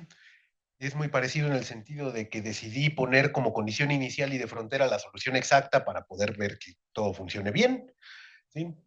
Por ahí lo tienen todo escrito. De hecho, la solución en el tiempo cero es la mismita, nada más evaluando en t igual a 0. ¿Sí? Y funciona de la misma manera el problema de advección que lo que ya hicimos. Otra vez, importamos todas las librerías. Aquí nuevamente puse el montonal de librerías para poder graficar aquí en el notebook. Defino mi función como una función lambda. Ahora, bueno, voy a poner, yo no sé por qué puse M y N, si siempre los pongo igualitos, pero bueno, le hubiera podido dejar nada más M. Voy a hacer una cuadrícula de 11 por 11, voy a dividir en el tiempo, en 500 pasos de tiempo. Le voy a poner 0.3 de velocidad en las dos direcciones. Bueno, eso lo podríamos cambiar. En lugar de 0.3, díganme algún otro valor. 7 así de plano, ni siquiera 0.7. Bueno, eso va a verse bonito, pero bueno. Ya les dije, si con uno da problemas, imagínense con 7. Bueno, defino nuevamente mi malla temporal, mi malla en el espacio con el mesh grid, calculo mi delta X, delta Y y delta T. No lo corrí, gracias.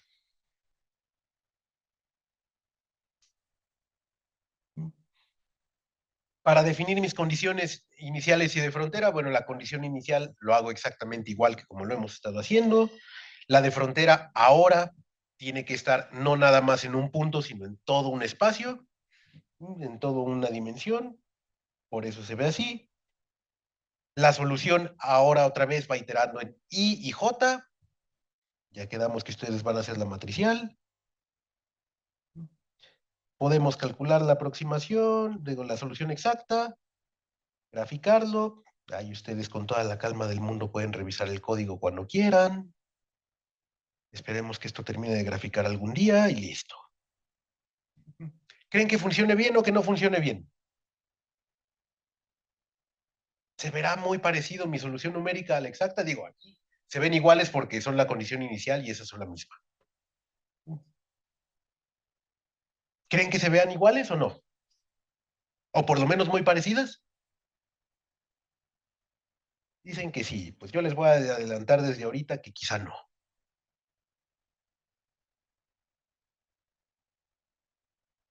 ¿A poco se ven iguales? ¿Cuál es el problema? ¿Qué programé mal? Mi vida, sí, yo sé que mi vida la programé mal y por eso estoy aquí, pero aparte de eso,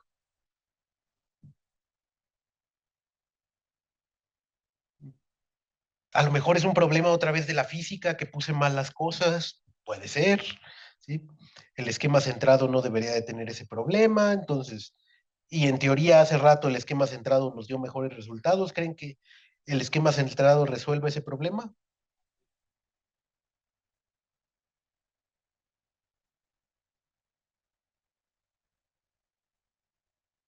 Nomás que termine de graficar, listo. ¿Con el esquema centrado creen que haya resuelto ese problema? ¿Que no lo haya resuelto? ¿Qué opinan? Que sí, dicen allá atrás. Vamos a ver. ¿El esquema centrado resolvió mi problema? Definitivamente no. ¿Qué está pasando ahí? ¿Qué hice mal?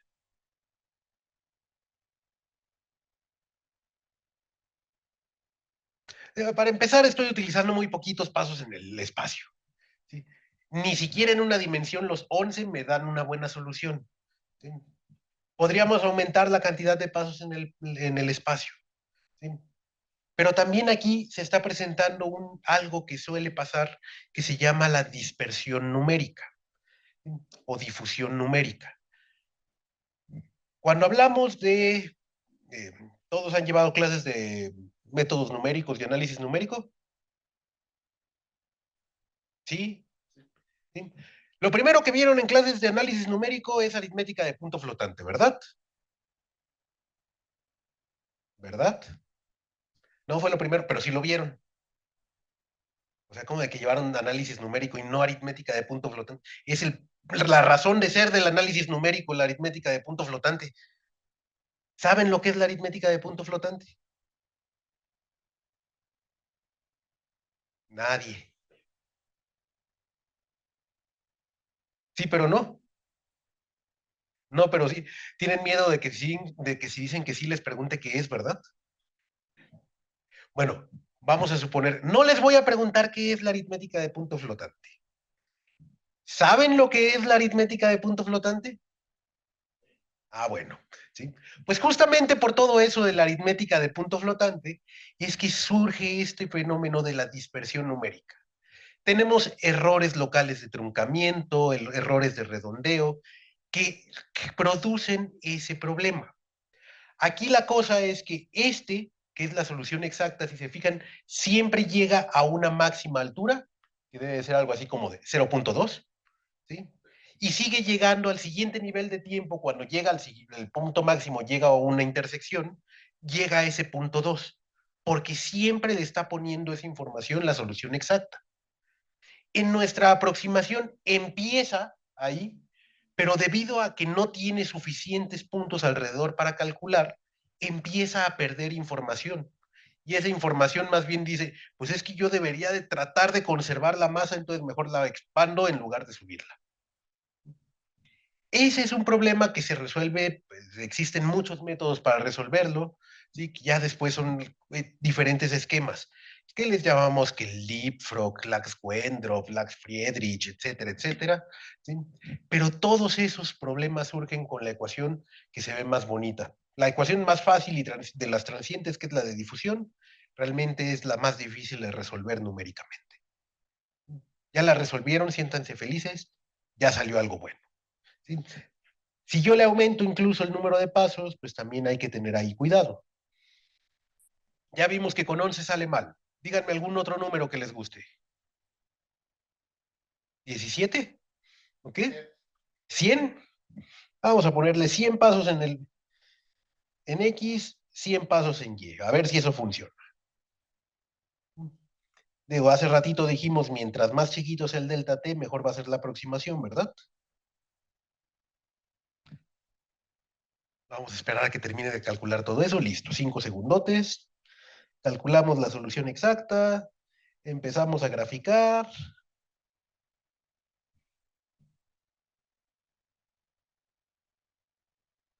Dije, empezamos a graficar, ahí a la hora que quieras, ya nada les quedan 20 minutos para dormirse y tú te tardas. Es que tiene que guardar toda la información para poderlo graficar. Pero de todo es que ahí ya no está resolviendo nada, ahí nada se está graficando.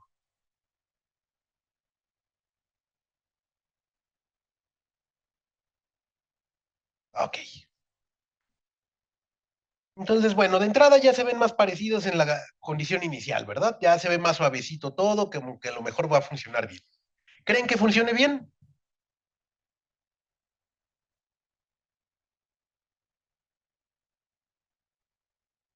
Ahí es como que para poner música de terror, de tiburón o alguna cosa así.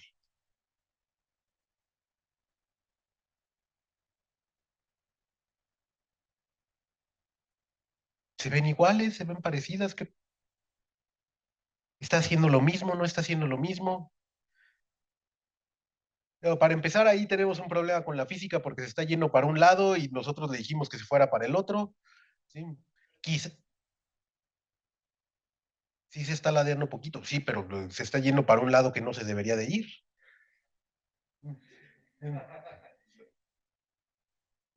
Pero se va a algún lado, que es lo importante, dicen por ahí. Digo, por ejemplo, en el paso final así se ve una y así se ve la otra, pues como que se ve muy diferente eso. A lo mejor el esquema centrado arregla ese problema de que tenemos algo mal en la física, vamos a ver.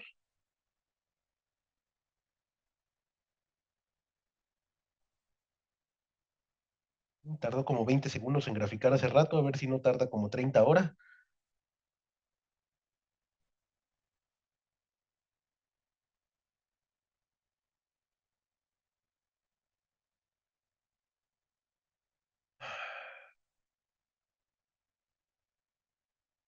Ya nada más falta que me regañe. Ya excedió la cantidad máxima de pasos que no... Bueno, es que hace rato me regañó por eso mismo.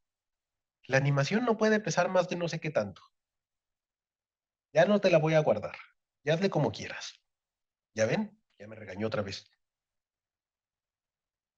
Mm. Con el esquema centrado, vamos a ver. Pues ya se parece más, pero todavía como que tenemos ahí algunas inconsistencias. Mm. Nuevamente hay que tener mucho cuidado en esos casos. ¿Sí? Nuevamente, la ecuación de advección sí es muy bonita, se ve bien fácil, es nada más parcial de u con respecto de t igual a no, más a parcial de u con respecto de x y listo. Pero podemos ver que nos da una cantidad grandísima de problemas al resolverlo. Entonces, bueno, no nos peleemos ahorita con ella, ¿sí? La verdad es que yo estuve muchos años ya peleándome con ella en algún momento, ¿sí? No llegamos a nada bueno, ella se quedó con la casa, no, no, no, y bueno, pasemos a una más fácil. la ecuación de difusión. Ya nada más rapidísimo. ¿Sí? La ecuación de difusión hace o modela justamente lo que no queríamos que modelara la de advección. La ecuación de difusión nos muestra cómo se va difundiendo algo, no cómo se transporta, sino cómo se difunde. ¿Qué quiere decir? Imagínense que tienen, este, no sé, imagínense que por una vez en la vida llenaron la pila que hay ahí en el Cimatel. ¿Sí? Digo, yo he venido muchas veces y nunca he visto que tenga agua, y las pocas veces que ha tenido agua era agua como que le cayó ahí, estaba toda sucia, entonces esperemos que no haya pasado ahora. ¿Sí? Pero imagínense que tenemos la pila, así está llena y ya no le está cayendo más agua, entonces todo está tranquilito. La ecuación de difusión nos dice que si nosotros echamos una gotita de algo, por ejemplo, azul de metileno, ¿todos conocen el azul de metileno? ¿Sí? ¿Sí o no? Ah, bueno. ¿Qué es el azul de...? No, no es cierto. Este, el azul de metileno se difunde muy rápido en el agua. ¿Sí? Entonces, a pesar de que está quieta el agua ahí en la pila, nosotros le echamos un botecito. ¿Sí? Por los movimientos que hay entre las moléculas, eso se va a difundir y se va a esparcir entre todo el agua. La ecuación de difusión justamente modela eso. ¿Sí? La ecuación de difusión se parece muchísimo a la de Poisson, con una sola diferencia. La de Poisson tenía un menos f del otro lado. Ahora tenemos una parcial con respecto del tiempo. La manera de resolverla es más o menos igual que lo que hicimos con Poisson.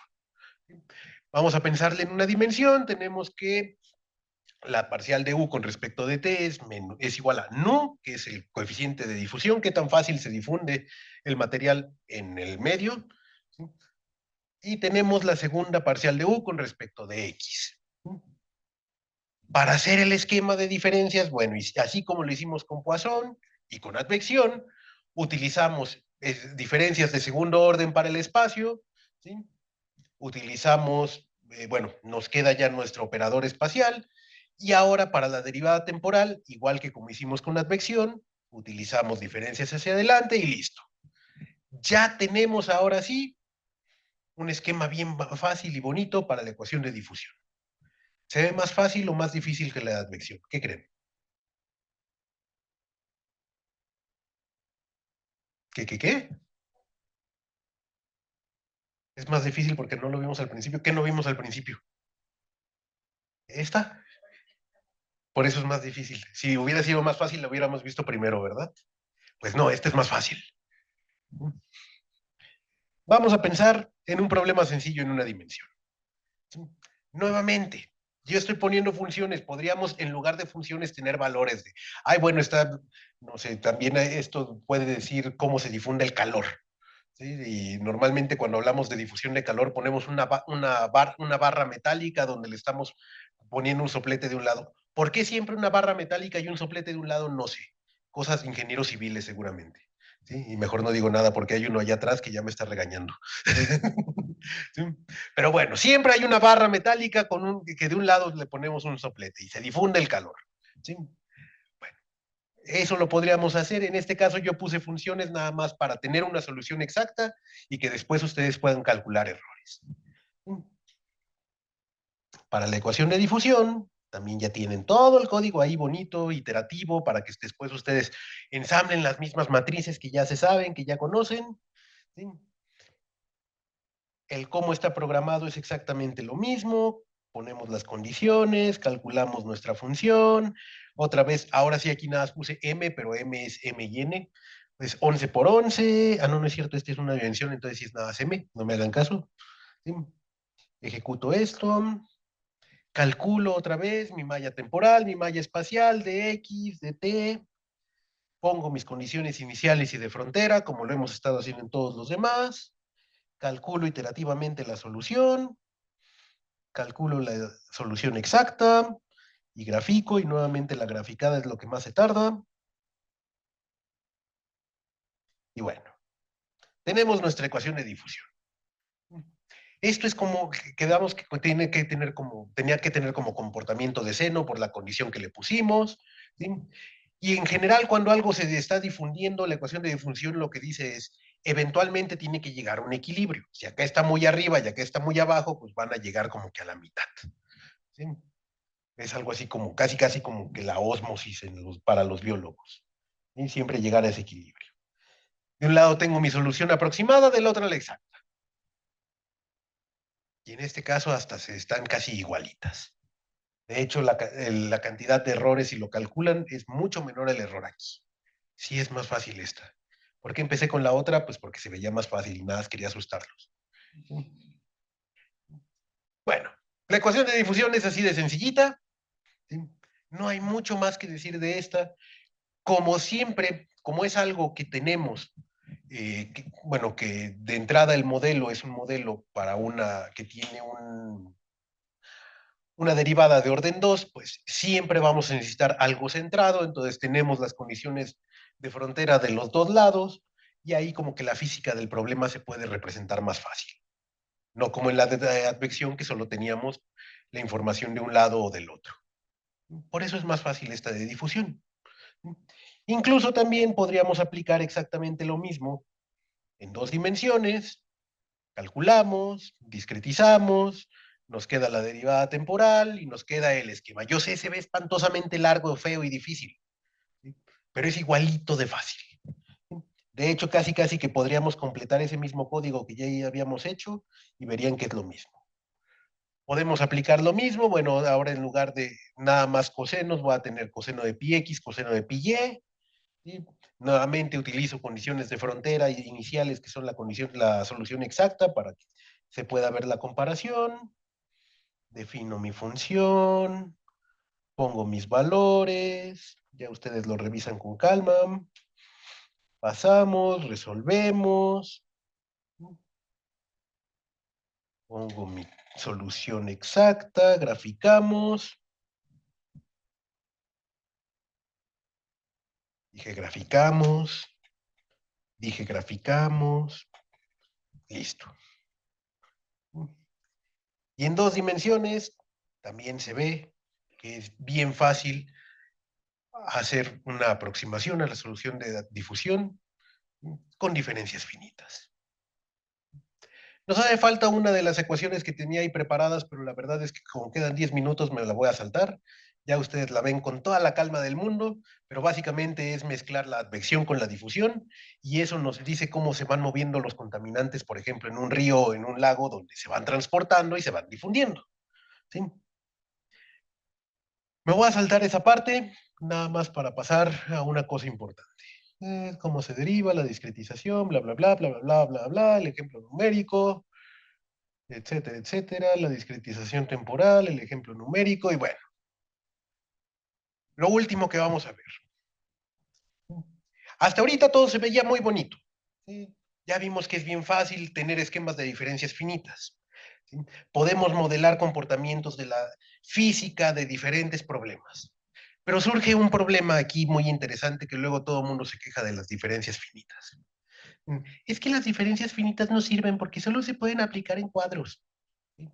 Y sí es cierto, así como lo hemos visto, solo podemos aplicar diferencias finitas en cuadraditos. Y pues desafortunadamente la naturaleza no es amiga mía y no, nunca, nunca en la vida he encontrado un lago cuadrado. ¿Ustedes sí? Un río que sea un cuadro así, que yo tampoco. Entonces, bueno, ¿qué pasa si la región donde nos interesa estudiar un fenómeno no es un cuadrado? Ahí hay que utilizar otros métodos. Existen mil millones de métodos. Este es un método que nosotros desarrollamos allí en la Universidad Michoacana y le llamamos, aunque después nos enteramos de que ya existía un método que se llamaba igual y que hace una cosa parecida, no lo mismo, pero lo llamamos diferencias finitas generalizadas. ¿Sí? Imaginemos que tenemos un problema que ya no lo podemos resolver en un cuadrado, sino que este es alguna región, ya ni me acuerdo qué región era esa, sí, algún día creo que era un charco que estaba fuera de mi casa, y dije, bueno, esto me gusta, se ve bonito, no es cuadrado. ¿Sí? Entonces, tenemos que resolver problemas en esas regiones. Pero hay una cosa importante. A mí no me gustan las matemáticas y no me quiero meter en la bronca de entender qué es el elemento finito y que las funciones de forma y de base y no sé qué tanto. ¿Sí? Y quiero algo que hasta yo entienda con diferencias finitas. Esos mismos problemas que acabamos de resolver, ¿cómo los podría resolver en este tipo de regiones? ¿Qué necesitamos?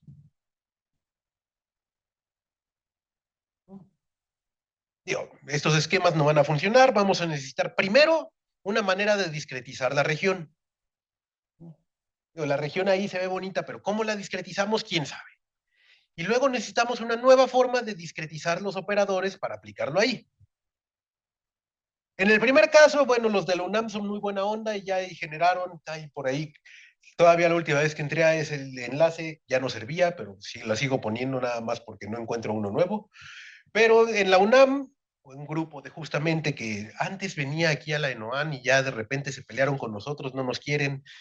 Entonces, pues ya hace rato mencionaron a Pablo Barrera, es el que lidera ese grupo, ¿sí? Pero tienen un software que se llama Unamaya, me gusta mucho, está muy bonito, se los recomiendo, busquen lo que nos permite discretizar casi cualquier región irregular y crear algo que se llaman mallas lógicamente rectangulares. Se llaman mallas lógicamente rectangulares porque lógicamente en la computadora son un rectángulo. Las coordenadas no son de un rectángulo, pero la computadora las ve como un rectángulo. ¿Sí? Bueno, la otra cosa es discretizar los operadores. ¿Sí? En general, cualquier esquema de diferencias finitas hasta segundo orden lo podemos poner como un operador diferencial a UXX, sí, en este caso el UXX, UXY son la segunda parcial de, X de U con respecto de X, la parcial de U con respecto de X con respecto de Y, etcétera, etcétera. ¿Sí? Le voy a apurar aquí rapidísimo.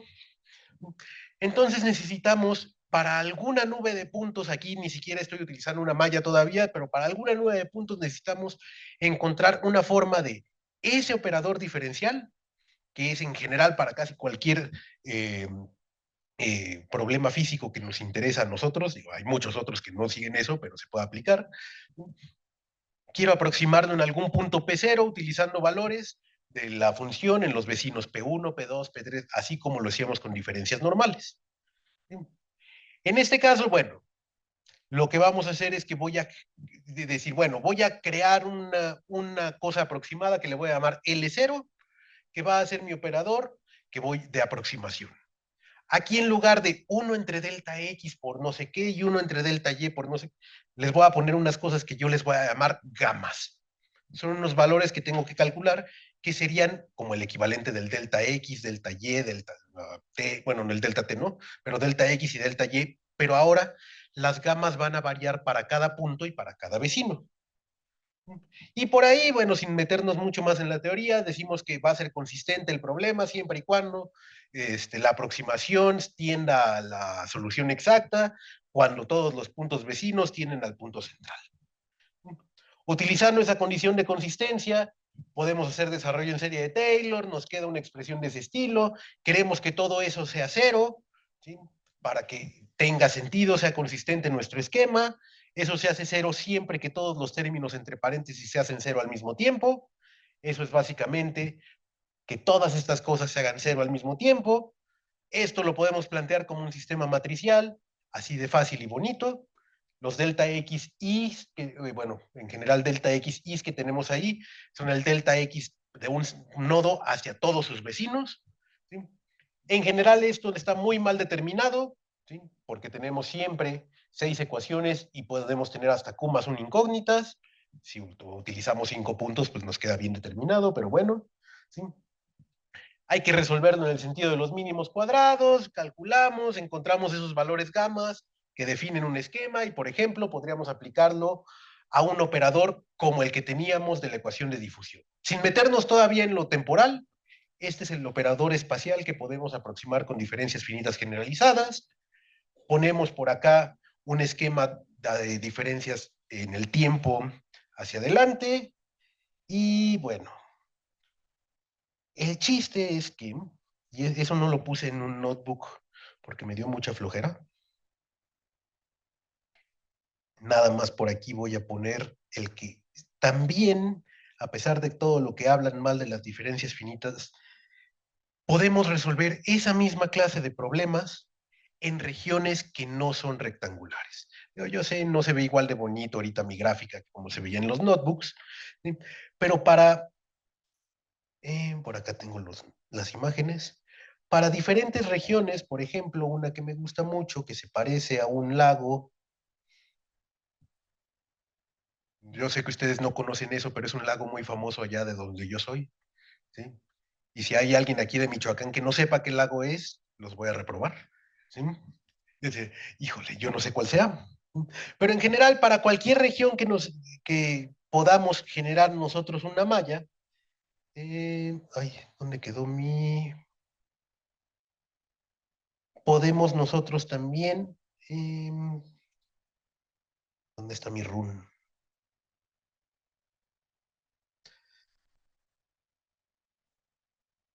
Digo, ya aquí no les explico tan a fondo este código porque me voy a tardar bastante, pero en general, y si todo sale bien, podríamos nosotros nada más, una vez que ya generamos las mallas de las regiones, yo aquí nada más le cambio el nombre de la región, ¿sí?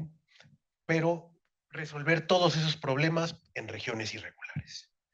Entonces sí, aunque mucha gente dice, ay, las diferencias finitas solo sirven en rectángulos, también se pueden aplicar en regiones irregulares. Creo que aquí ya se tardó mucho, como que dijo, oye, esto está muy grandote para mí, ¿sí? Y quedamos por ahí que de repente dicen, no, pele, estoy chiquita, ¿sí?